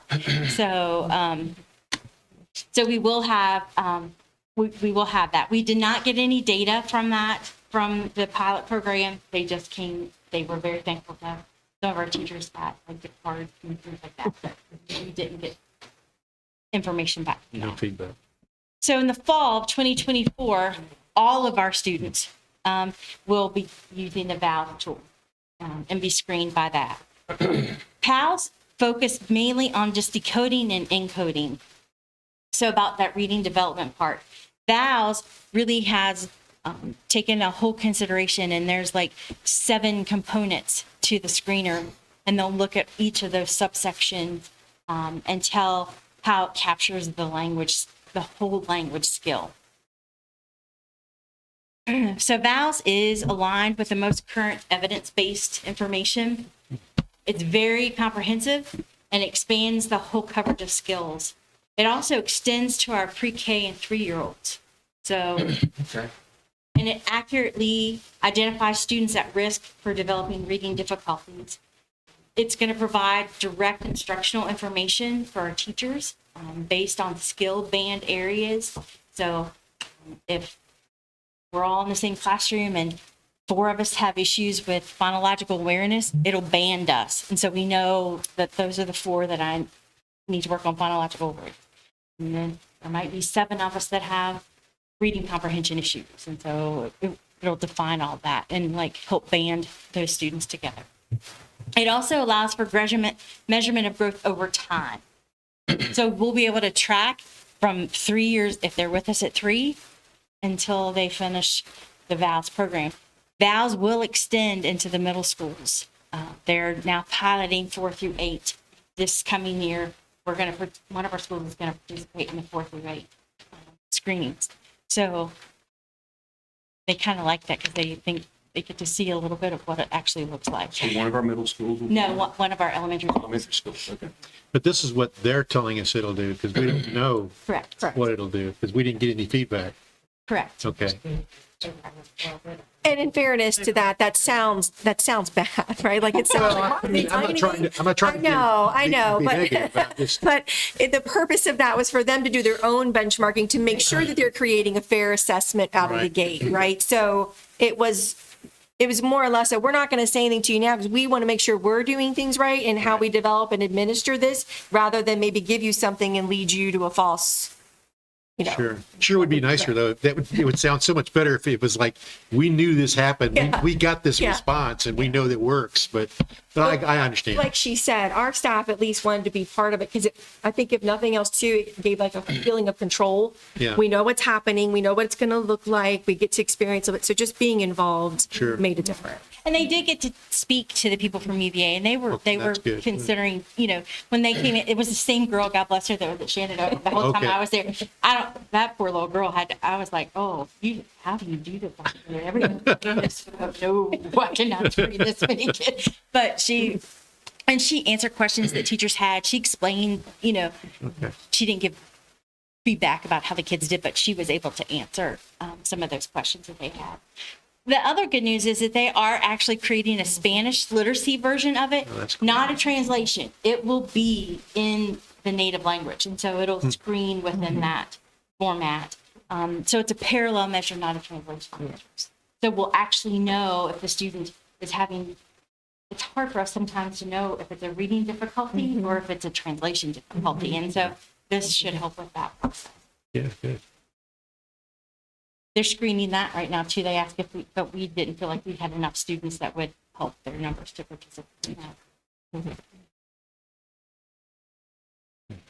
So VALS training, again, is a self-paced training requirement for our K-3 teachers. And they'll have to do a 3-hour module in the fall about how to give that and how to assess it properly. So kindergarten, just like PALS, will screen 3 times a year, fall, winter, spring. Winter's always been optional, but what happens usually is the kids that are identified in the fall, we do a screening on them in the winter, and then we screen everybody again in the spring. So Second grade, fall for everybody. First grade, fall, winter, spring. Second grade, there is a new format. Everybody will be screened in the fall. Winter will be optional, and spring is only going to be for students who are at a moderate to high risk. So they've been identified. They'll be screened. And then third grade is only for students that are new to Virginia, who received intervention over the summer, and then winter's optional, and then they don't test in the spring because of that. So we just wanted to share some of our PALS data with you this year. This is from this year. And I will say our spring numbers might be a little skewed because when I took this, we were still finishing update. Data's not due in the PALS system until May 31st. But about 96% of our kids were already done. We already had data in, so I felt like we were pretty darn close. So I went ahead and pulled it. But you can see where we identify as a division in the fall, always, which is exactly what you want to see. You want to see those higher numbers of the fall, we intervene, and then those numbers come down in the spring. And you can see it's where we compare to in the state. Third grade is always skewed because we only test the students that are the most highest need. We don't test all of our third graders. And so, yeah, it looks like there's a high percentage of kids, but it's because they're the kids that are the most needy. And so we tend to see that gap.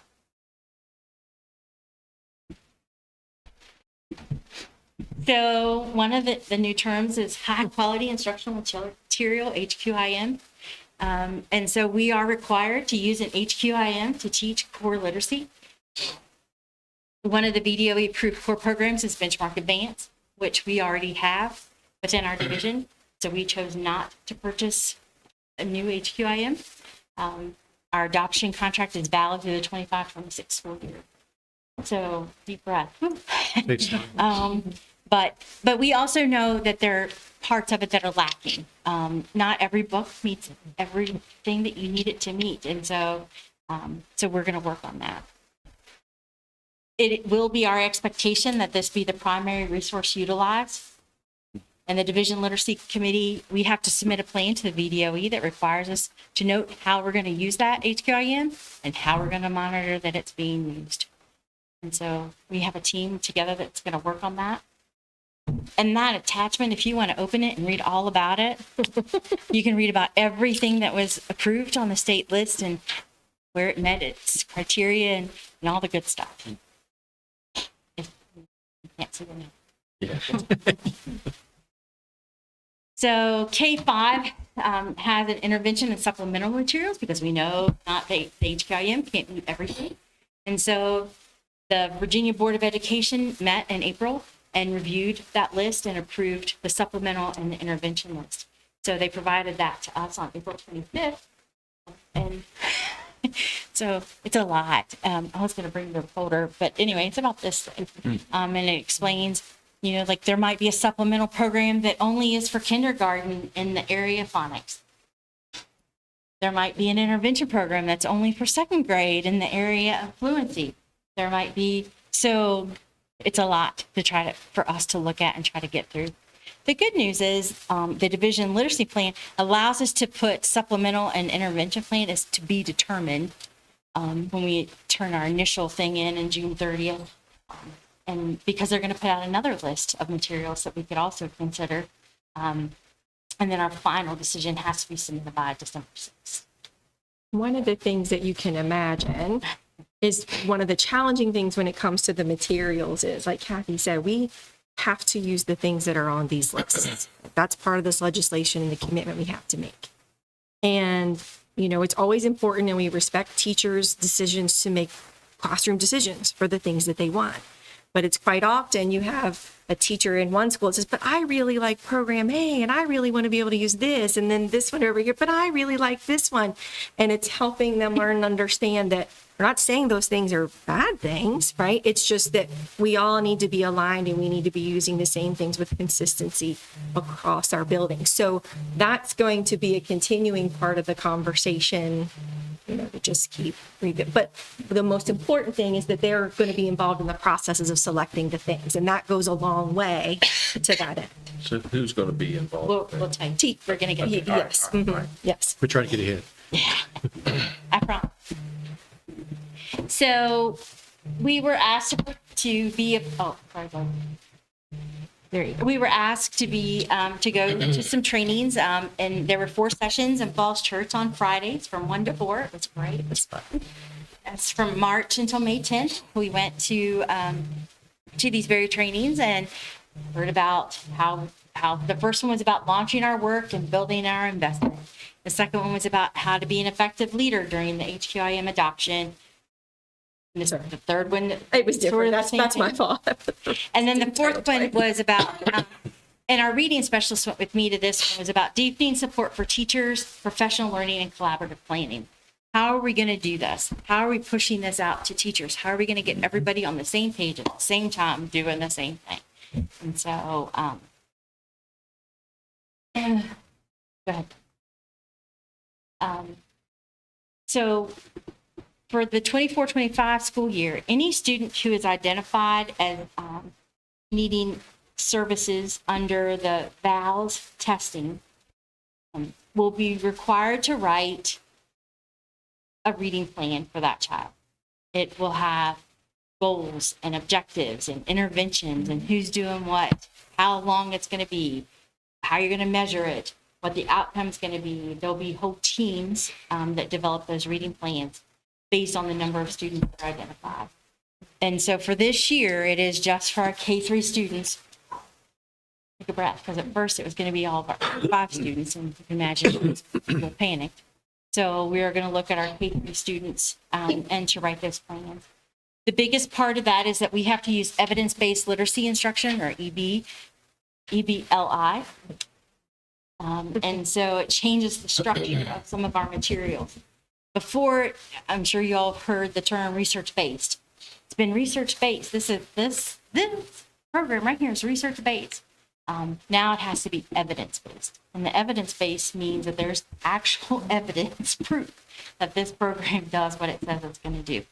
Because research is just research. You can collect data on anything you want. But evidence means that you show that it happens. This is what I said it's going to happen, and this is what happened. So it has to be reliable, trustworthy, and valid, and consistent with the science-based research. And then it also has to be able to be differentiated in order to meet the individual needs of students. And this is a tricky one too, because we all know, I could probably tell you, I get 5 emails a day from companies that say, you want to buy our product. It's research-based, right? But it kind of often comes from a place of, I want to sell you my product. So we have to be very careful with that, and even educating our teachers and other leaders, just being cautionary about that and knowing the right places to go to really understand if that particular item or strategy or what have you is. Our reading specialists in each of our schools will be the people that are in charge of the reading plans. I don't want to say in charge, but they're going to be the people that make sure it gets done. And they're the ones that will lead the charge to write the plans. And I can share a data sheet with you about what the plan is actually supposed to entail and how we actually discuss that. It was just released. So we're going to work on that. Do you have an estimate of how long it might take them to generate one plan per student? The first few are going to be really difficult. It's going to be really difficult. It's sort of like when Mr. Hopkins and I were at Stanley, we ran study in this exact format. So some teachers have some familiarity with that process of writing a SMART goal for each student and how you measure it and determine which process I'm going to use and how long we're going to attempt it. And then I'm going to make a measure and I'm going to see how they did. And then am I going to add time or am I going to change the direction? It's going to be lengthy. It's not going to be an easy process. Even writing the initial one's hard to get a time on, but to her point, then you got to monitor it, right? And you've got to be collecting data along the way to know, is the student meeting this goal? And if not, what am I going to change to try to prepare that? And then so there's a frequency and a repetitiveness that has to happen. So right now, this might be really hard to answer, but right now, let's say in our K through 3, average, how many kids would you just estimate would need a plan like this? Well, if you think back to that chart. Go back to the chart. And you see the percentage of students who were identified. I know it's not a Identified in that number, it's a first blue percent. tower. 20, But, that gives you an idea. 20%. Mhm. It's significant. Significant. And it's going to be very hard to come up with a baseline plan model because there's so many variables. Well, each plan has to be individualized. Right, Mhm. so- And our fear is just like an IEP, if you would write very similar IEPs, that's against the law. So you have Yeah. to make them individualized. So each plan will have to meet each child. And that's actually a point you bring up. Are these plans going to be kind of shared with parents? Yes, I was just. Parents are part of that committee. Be invited to participate in the process. Because part of this too is to say, okay, here's what we're going to work on. Parent, here are some things you could do at home to help support this and help your child, and provide them. So part of the 24-25 implementation about the HQIM is that we want everybody to continuously learn, grow, and adapt to literacy instruction. We're going to create a team within the division that is going to support that ongoing implementation. The team will consist of central office staff, building administrators, instructional coaches, reading specialists, and teacher leaders. And we're going to come up with an observation protocol, and it's just a walkthrough. It is not an I got you. It is, we have to know. So we're just going to be really honest with you. But what we'd like to do is to have separate teams to go to each building, process through that, and then just collect data for right now as a whole division. And it's not an I got you, but like we went to 24 rooms, now the 24 rooms, 12 were using the HCIM material appropriately, 3 were using it, but maybe needed more help with it. And then we need to go in and really, our instructional coaches need to focus then with these staff about how to use it. So who's doing that observation? Are you're yourself? Well, we're going to do it as part of a team. So we like Okay. teams of 3, we think, because it's intimidating when Yes. you have like 18 people walk in your room and walk in and do it. So Cameras. we'd like, yeah. So we're going to try to come up with teams of 3. Right now, we're collecting names of people we have principals and reading specialists give us a list of what they consider literacy leaders within their building. And so we have a list of those, and we've asked them if they'll serve. So we're waiting for some responses of, yeah, we'd love to. I would to give up my summer for you. But, and most have replied yes. And we're going to do a staffing with them on June 6th and explain what it is that we're going to ask of them to do. And then they're going to give us their response. If they would, and a lot of them have already said, yeah, they're willing to do that. They're invested in the literacy program. Wow. So, And one of the reasons we wanted to do across buildings is we already know that our teachers really enjoy knowing that there might be a teacher at another school that I saw something is really good. So you're not just in the fun, Right. of your own school, silos. you're seeing other things and it promotes collaboration. So that's the purpose. Good idea. and as we get better at this, our ultimate goal is to have teachers rotate on and off. So everybody gets to be a process of that, looking at what it looks like somewhere else. And so, but we're coming. But that's our ultimate goal. So how do you spread that across? If you find a learning and you like a certain thing that was done, well, do you videotape it and send it to everybody, or how do you? It can be tricky because we have to watch videotaping. You have to do from behind so you don't get kids' faces, things like that. It's tricky, but we can get creative. We could have that teacher go and do some mini PD at other schools. So for now, what we'd like to be able to do is to just identify those pockets, because we know they exist. We have to get there and see it using the HQIM, because our big problem is not everybody uses benchmark bank. Even though we have it, not everybody's using it efficiently and effectively. So When everybody, you mean within our school system? Okay. And that's, again, like I said earlier, no, and she said, no product is perfect, right? So it has to be supplemented with these other things. And sometimes, it can be a hard sell sometimes to people when they know that this thing is not fail-proof, and I want to pull in and use something else that I have that I believe works. But that's back to the what do I believe versus what is evidence-based, right? But for us to have apples to apples, Correct. we're going to have to all use the same system. Yes, yes. So for our next steps, in May, we've already started to look at our list of interventions and supplemental programs.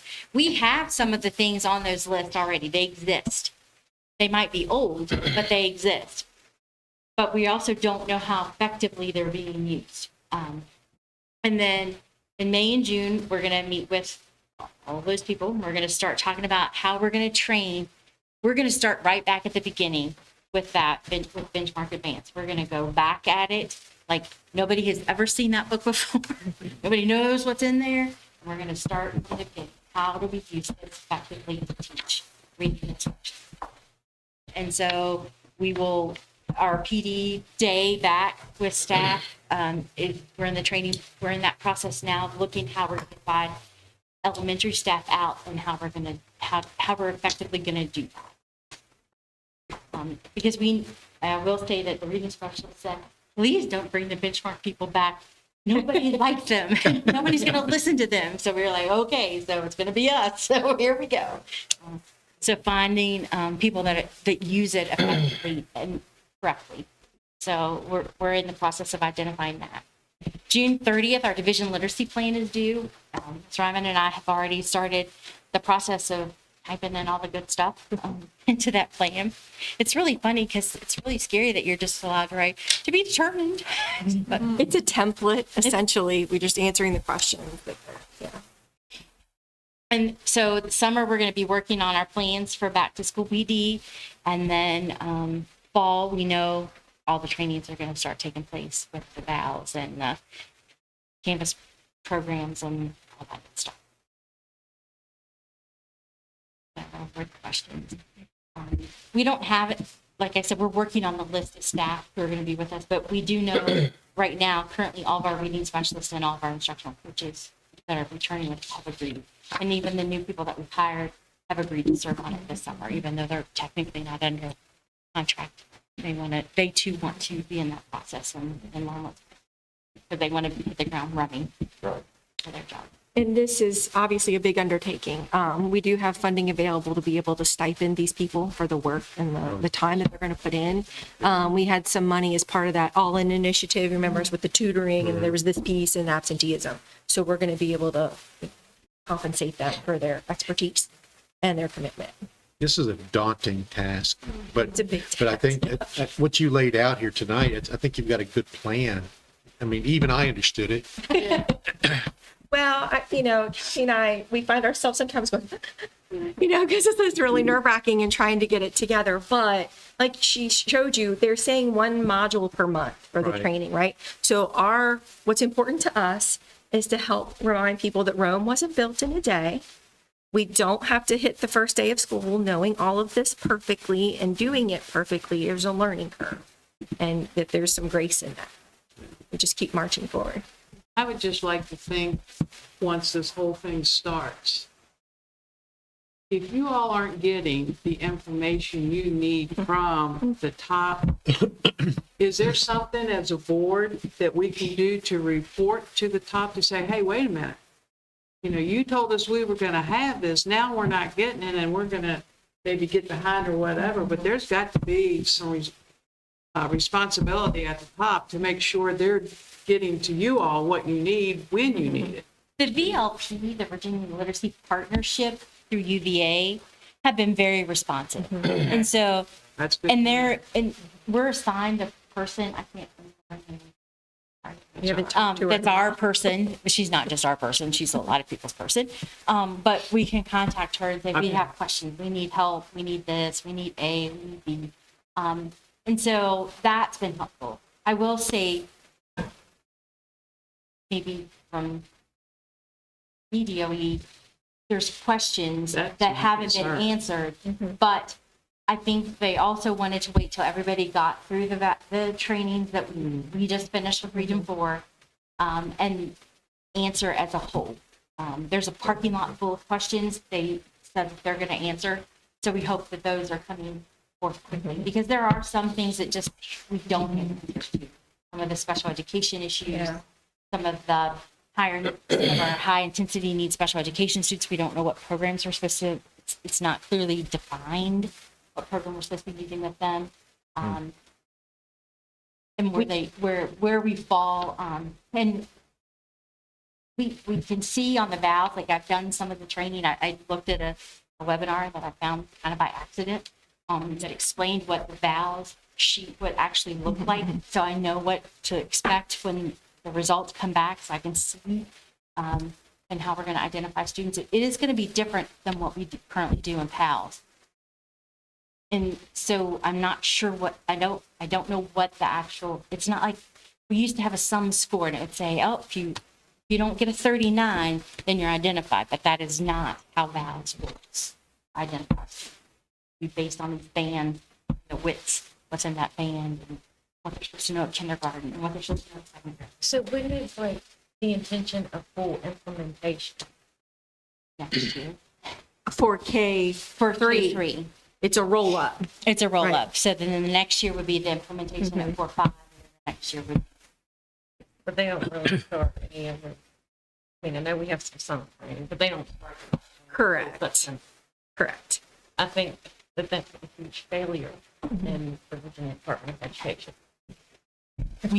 Well, I won't sit here and, I mean, I told Dr. Fox a few weeks ago when I shared that schedule with her, I said, if I'm going to implement next year, it would have been nice, to your point, to have had this year to do the modules once a month, right? It's unfair to our educators. And then in turn, that makes it unfair to our students. So we did have a leg up by doing those modules the way I explained earlier in that classroom to at least do some exposure, right? But we really do too. I'm not going to sit here and just the information comes. We work hard to stay connected with different groups. She's a member of multiple groups. I am, like all of us get information in some form or fashion that oftentimes we do have to piece together to get the full picture. Again, I'm just concerned, they're creating all this, but then just make sure they're putting it where it needs to be explained the whole 9 yards. Don't leave us hanging. Right. I think we all have to use the channels available to us. You all have the VSBA. They then can communicate with There's our way. superintendents go through VAS or our region committees. They go through their committee. I think we all have to channel in those ways to get those messages out and across. Yeah. Because it is frustrating that we're expected to implement something but not be trained on it until While you're doing it. right there. 40 minutes. Because it's going to take them, the first time they assess a child, it's not going to be 20 minutes. It's going to be 40 or 50. Yeah, because they've got to learn how to do it and get with fidelity and Seems like that situation where the people at the top, the guys who create it, they're not the same ones who are mandating it, or, so somebody's not talking. Well, I was gonna say that we have the poverty simulation or the reality tour that Izzy was showing us. They need to create something like that where they need to go through this process. themselves. Yeah. I will say we are ahead of the game and that we own our HQIM. We're not waiting on it to be shipped here. So lots of people were just adopting in April and just adopting those first sets of materials. And, there's no guarantee that things ship on time. So at least we have what we need to start with. Wait for silver lining. Yes. Oh, we look for that. But we got this part. Gabby and I are the silver liner girl. Sometimes, usually, I don't know, Dr. Fox calls me Gabby Downer, so. Thank you. And I look at you and say, we get to do this, Gabby. I know. Yeah, we get to do it. Yeah, That's right. we got to do it. So, and I will say that we have a really dedicated reading specialist team and instructional coach team. And they were sitting there driving to Falls Church, like they were like chatty Cathy's. We could do this, and we could do that. And I was like, hey, y'all take notes because I'm driving, okay? Just take notes. Well, that's a question I've got. How does innovation, what the innovative products, whatever, is available? Is University of Virginia looking at that to help with these solutions? Well, the supplemental and intervention programs will be a continuous kind of rotation through the process of Val Farrell serves on the committee that's actually doing the review process of those materials, and she talked to us about that. Good one. And she talked about how tedious it is. it is, and what they look for in each thing.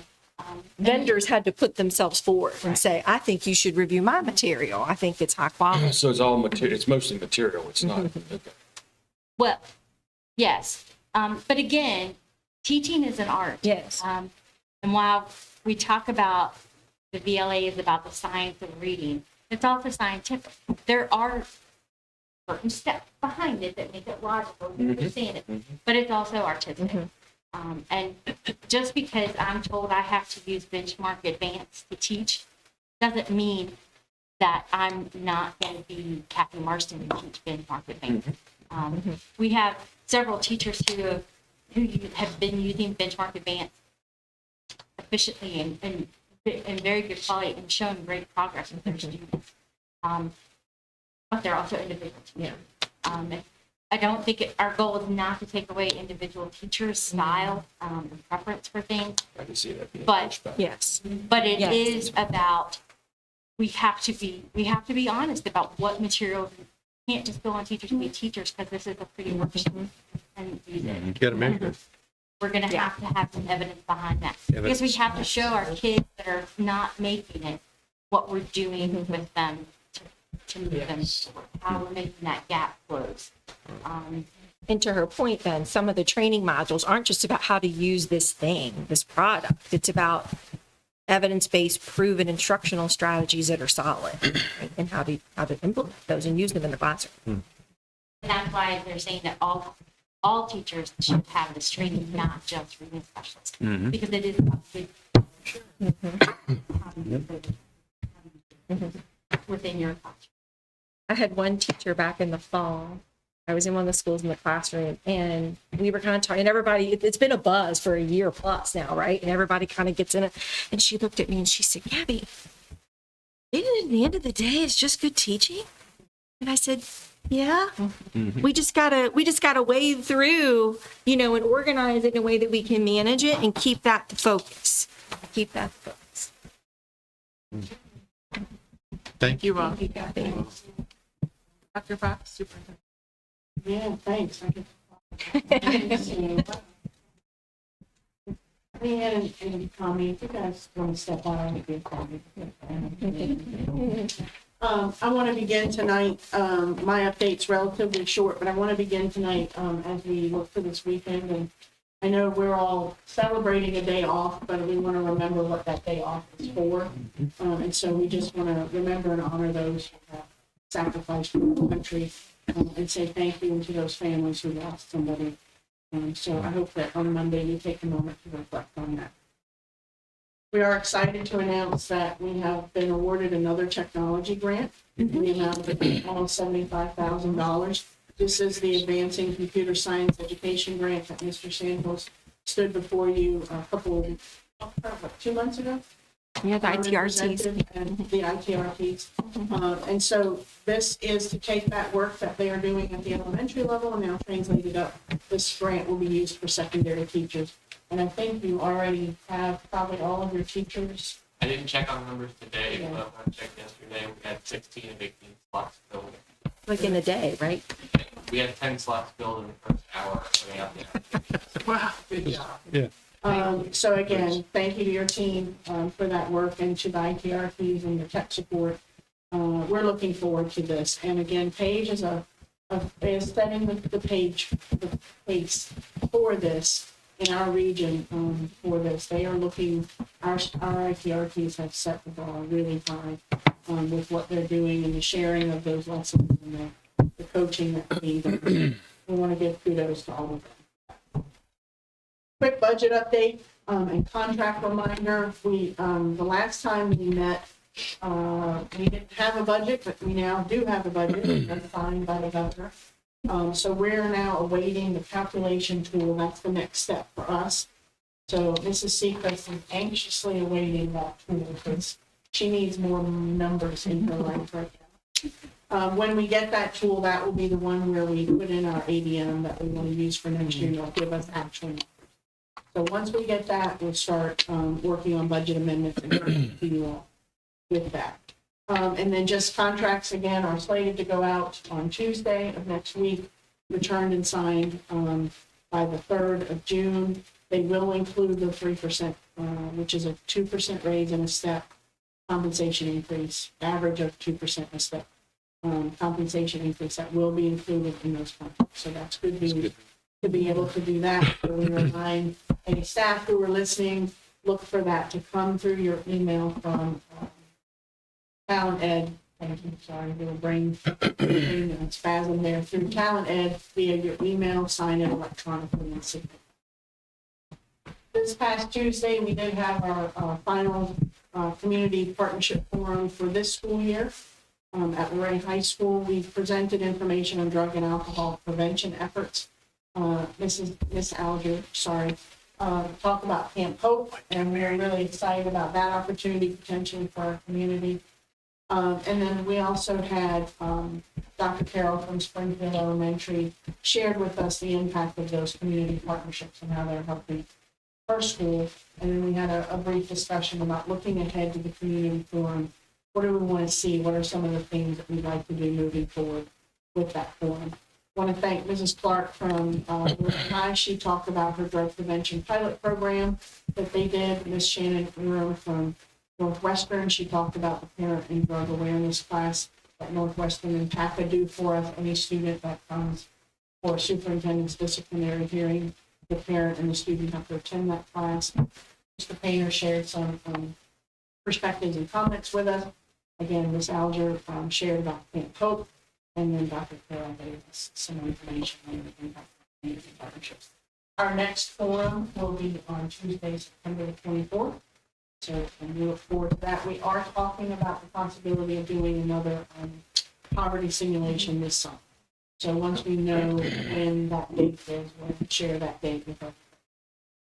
You are invited, again, this is from last week or last school board meeting, we shared this with you, but it's coming now. Next Thursday is the signing day at the Tech Center. If you haven't been before, I really encourage you to go. It is one of those bright spots.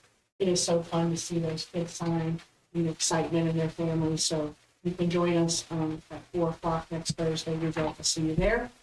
Graduation ceremonies, technical centers on June 6th at 6:30. And then Page High is at 10 a.m. on Saturday, the 8th, and Lorraine High is at 6 p.m. on Saturday. As this is the last board meeting before the end of the school year, we just wanted to take a moment to thank all of our faculty, our staff, our students, our parents, our family, and our community for all of their hard work, their partnerships. We've had some bumps in the road, but we certainly worked through those together. So we just want to say thank you to everybody for that hard work. We have an early dismissal on June the 6th at 12:30. So you'll hear some celebrations and some excitement, some tears as well. There are folks that it's sad at the end of the year to have to part ways with people they've grown to love and become friends with. We just wish everybody a great summer and a safe. Any questions? Thank you. Ms. Sechrist, approval of claims for payment. Good evening, board. You have been provided the claim certification for operating expenditures of $508,445.22. Capital improvement expenditures, $56,552.93. Food service expenditures, $35,952.06 for total expenditures of $600,950.01. Also have the list of claims as well as the check registers. I'd like to make a motion that we approve the claims for payment as presented. Second. Motion by Mr. Painter and a second by Ms. Sullivan Smoot to approve the claims for payment as presented. Yes. Yes. Yes. Yes. Yes. Ms. Sechrist, purchase orders over 10,000. Yes, board, we have 5 purchase orders this evening for your consideration. The first is to renew our Lexia learning system, which is a reading software using some lab fundings that Learning Acceleration Grant that Ms. Ryman has worked with the VDOE, and I've worked with the Treasurer's Office to secure, to get those. That's been one of those things the state passed down and said, get it done, and then we got directions at the very last minute, but we did get it taken care of. The second there is for a transit van using ESSER 3 funding, and the last three are technology purchase orders there for different things, monitors, switch cards, Chromebooks. I'm sure Mr. Samples, if you have any questions on those, would love to answer them. But those are the five we do have for your consideration this evening. Does that exhaust our ESSER funds? No, sir. We're still working on it. We just had a meeting today, and we do have a plan working with schools on some other student-led instructional material. Okay. I make a motion, we approve the purchase orders over 10,000 as presented. Second. We have a motion by Mr. Overfelt, second by Mr. Painter, to approve the purchase orders over 10,000 as presented. Yes. Yes. Yes. Yes. Yes. The Sechrist, again, resolution. Isn't you're up?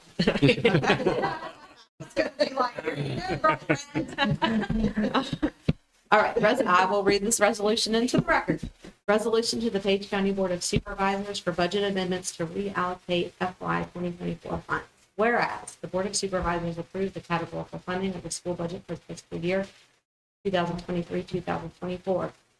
Whereas the Page County School Board will exceed the approved 2023-2024 fiscal year budget in the category of operations and maintenance due to additional expenditures for facility and equipment repairs.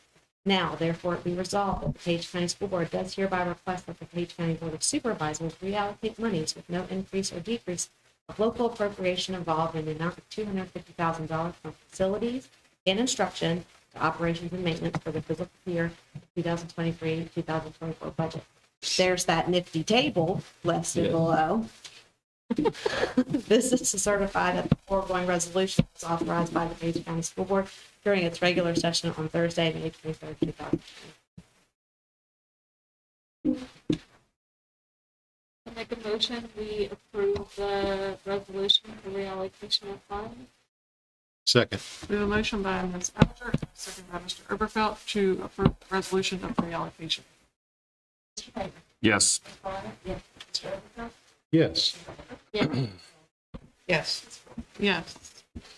Dr. Fox, authorization of signature. Yeah, so once a year, we're required to have the board vote on the authorization of signatures for information for the Department of Ed in the event of my absence. So tonight, simply asking for your approval of Dr. Johnson and Mrs. Sechrist to be able to provide a signature for the division in the event of my absence. Your approval will fill out the paperwork and send it to the Department of Ed. Make a motion that we approve Dr. Johnson and Ms. Sechrist to sign in the absence of Dr. Fox. Second. Motion by Ms. Sullivan Smoot and a second by Mr. Painter to approve Dr. Johnson and Ms. Sechrist to sign in the absence of Dr. Fox. Yes. Yes. Yeah. Yes.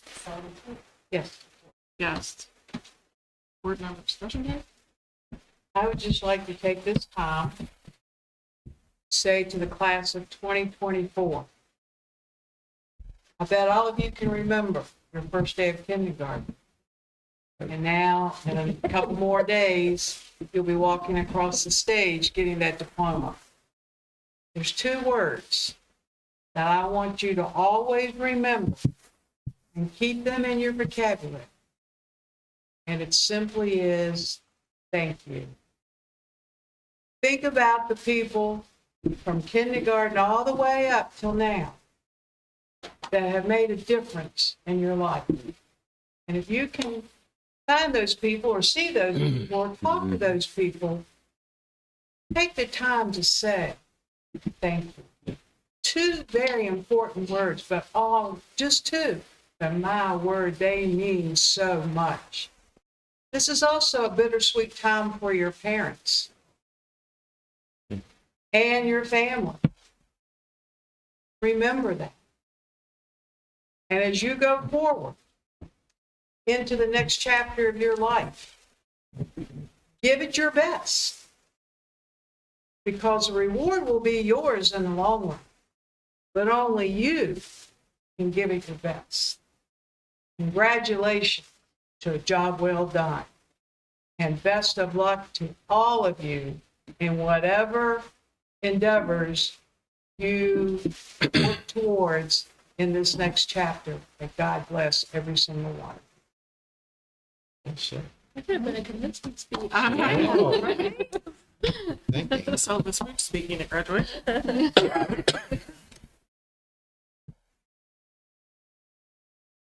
Okay, I'll say, I just want to pass along my heartfelt appreciation for all the continued hard work of the staff and the departments and the teachers and the success that you have achieved in graduating this class of 2024. Congratulations to all the students and special appreciation to our student representatives on the board. You guys, you represent I think the best of the school system here in Page County, and we're proud of you. And we I think all of us want to stay in touch and understand your successes and your future, because we know you're going to be extremely successful, because you both have the drive and professionalism you're going to make a name for yourselves out there in the world. I really like the idea of presenting the tech briefing that we saw tonight, the Board of Supervisors. I think that's a great idea. Even though they've been out to the tech center, I don't think they can appreciate the level of work and the level of activity that you have going on out there, and what it really means to the parents and the children. I think they would learn something, but you're going to have to break it into at least three-minute sections, because you only get 3 minutes to talk to the board.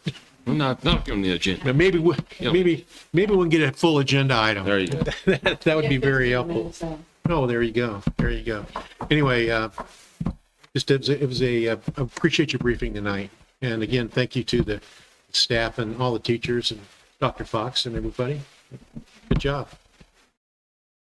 Yeah, I'll echo that. I love when you two come and present, just because your teamwork is so evident and the dynamic that you all have. It's just really awesome to see. You can tell you're both very passionate about what you do. And as Mr. Overfeld said, I love what's going on over there. I love my college experience and I love what I do, but that was like one of my regrets from high school. I wish that could have gone to the tech center and got to experience it and stuff. So thank you all so much for your leadership. Dr. Fox shared the community forum. I thought was really, really great. I always walk out of those conversations very inspired and replenished with everything. And I've, I get in a lot of meetings in the community where people are trying to work together, but I feel as though the community forum always is extremely fruitful, and people kind of have the same dynamic as I do with walking out feeling inspired. So I think that's good.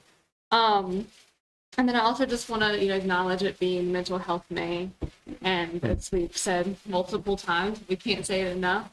Just making sure people know the resources are out there, asking for help when they need it. I have spent more days in the hospital this week than I wanted to, due to those around me experiencing mental health crisis. And so, and I will say, I think our staff does a great job at handling those. I think we're very, very supportive. We've got teams in place. So just make sure people are asking for help.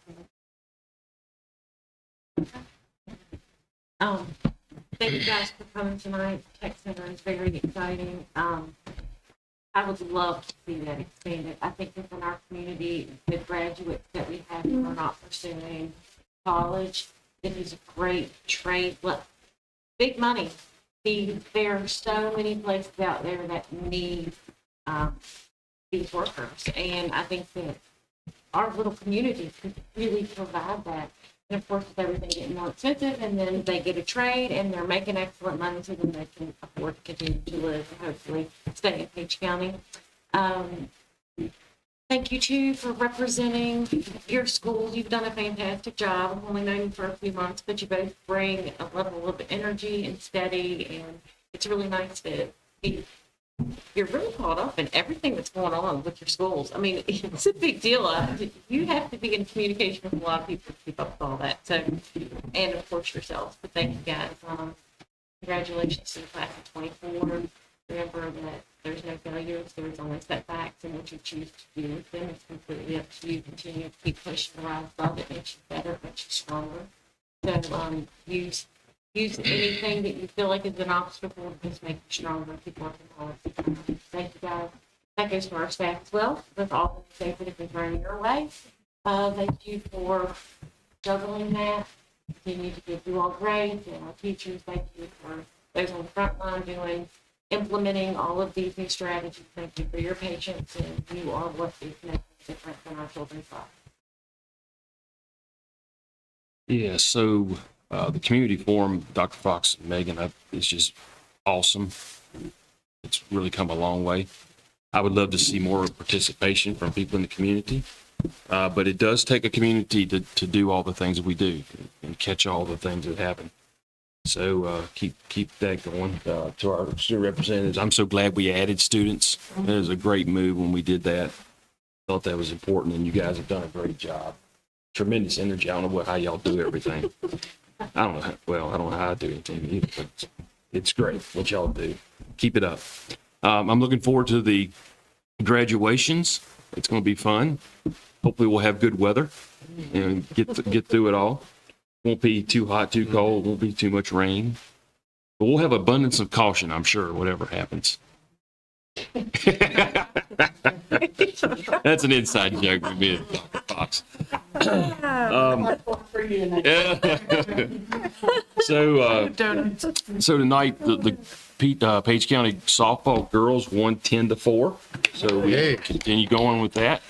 I don't know if the JV team, I think, is like 50 some and 1 in the last 3 years. It's unbelievable. I went to Shenandoah Elementary today with Mrs. Foltz, and I said goodbye to, and it's more like a see you later in a lesser role, but Mrs. April Cubbage. When she went to school at Page County, we graduated together in '86. She was April Hensley. She married Mr. Keith Cubbage. And Miss April has spent a long time with us, a great teacher.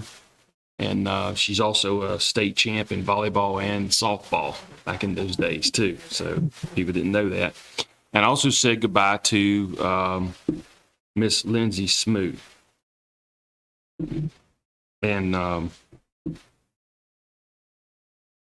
we're going to miss people like that. They're doing it she's doing it for the reason she needs to. But she helped connect me one time with a student, and it's really what helped kick off our mentorship program. So I appreciate her for that. We're going to miss her.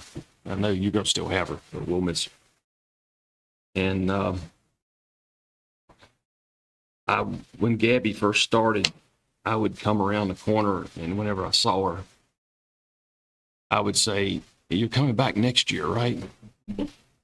Remember that? Yeah. I think I'm gonna come back. I didn't do it this year. I should have. But just want to thank you. I know you're going to finish strong. I know, and I know that when we were told the news, somebody got emotional. No. That has I don't know what color jacket that is she's got on. But it says something about you. Thank you. Thank you all. Izzy, Sebastian, thank you. Sebastian, we're looking forward to having you back next year. I'm looking forward to learning all about movies again. Your wealth of movie knowledge is impressive. Izzy, good luck. Remember, college is a whole nother transition. To keep your positive energy and know that, it's going to take a little bit of adjusting, but you're going to get there because you've had a lot of great support. thank you all for everything that you do, students, staff, everybody in this room, our board. I think we have a good board. So thank you guys for all the work you put in. And, you know, graduations are fun. Miss Alger and I will miss the first one because we will be coming back from Camp Hope, but we will be at the second. So we'll be there. I'd be remiss if I didn't make a comment about a governor's school graduation we attended. Renee and Dr. Fox, and well, you were there. You were too. Yeah. So that was a fantastic event, and the schools that those kids are going to go to, and the placements that they've achieved and what they've achieved. One young lady not only graduated, but she's leaving with 2 associate's degrees. She's got the school of her choice. I think they didn't give us a number or a name, but I would like to see our governor's school grow. I mean, I would really like to see us get more slots over there. It's a great program. So if any of you sophomores and juniors out there are listening, you know, you ought to be thinking about the governor's school. It's a great experience. And yeah, you can't. Yeah, just fantastic. Thanks. We have a lot of amazing kids that do amazing things because of all the people that are in this room and in our school system in general. Yeah, because of all the options, but they have all the opportunity in the world. So just looking around, you know, all my kids are graduated and just seeing what their friends are doing and what they do. It's amazing to see what our kids go on to accomplish. And it's all thanks to everybody that's part of it. Yep. Second. We have a motion by Ms. Alger and a second by Mr. Overbaugh. Yes. Yes. Yes. Yes.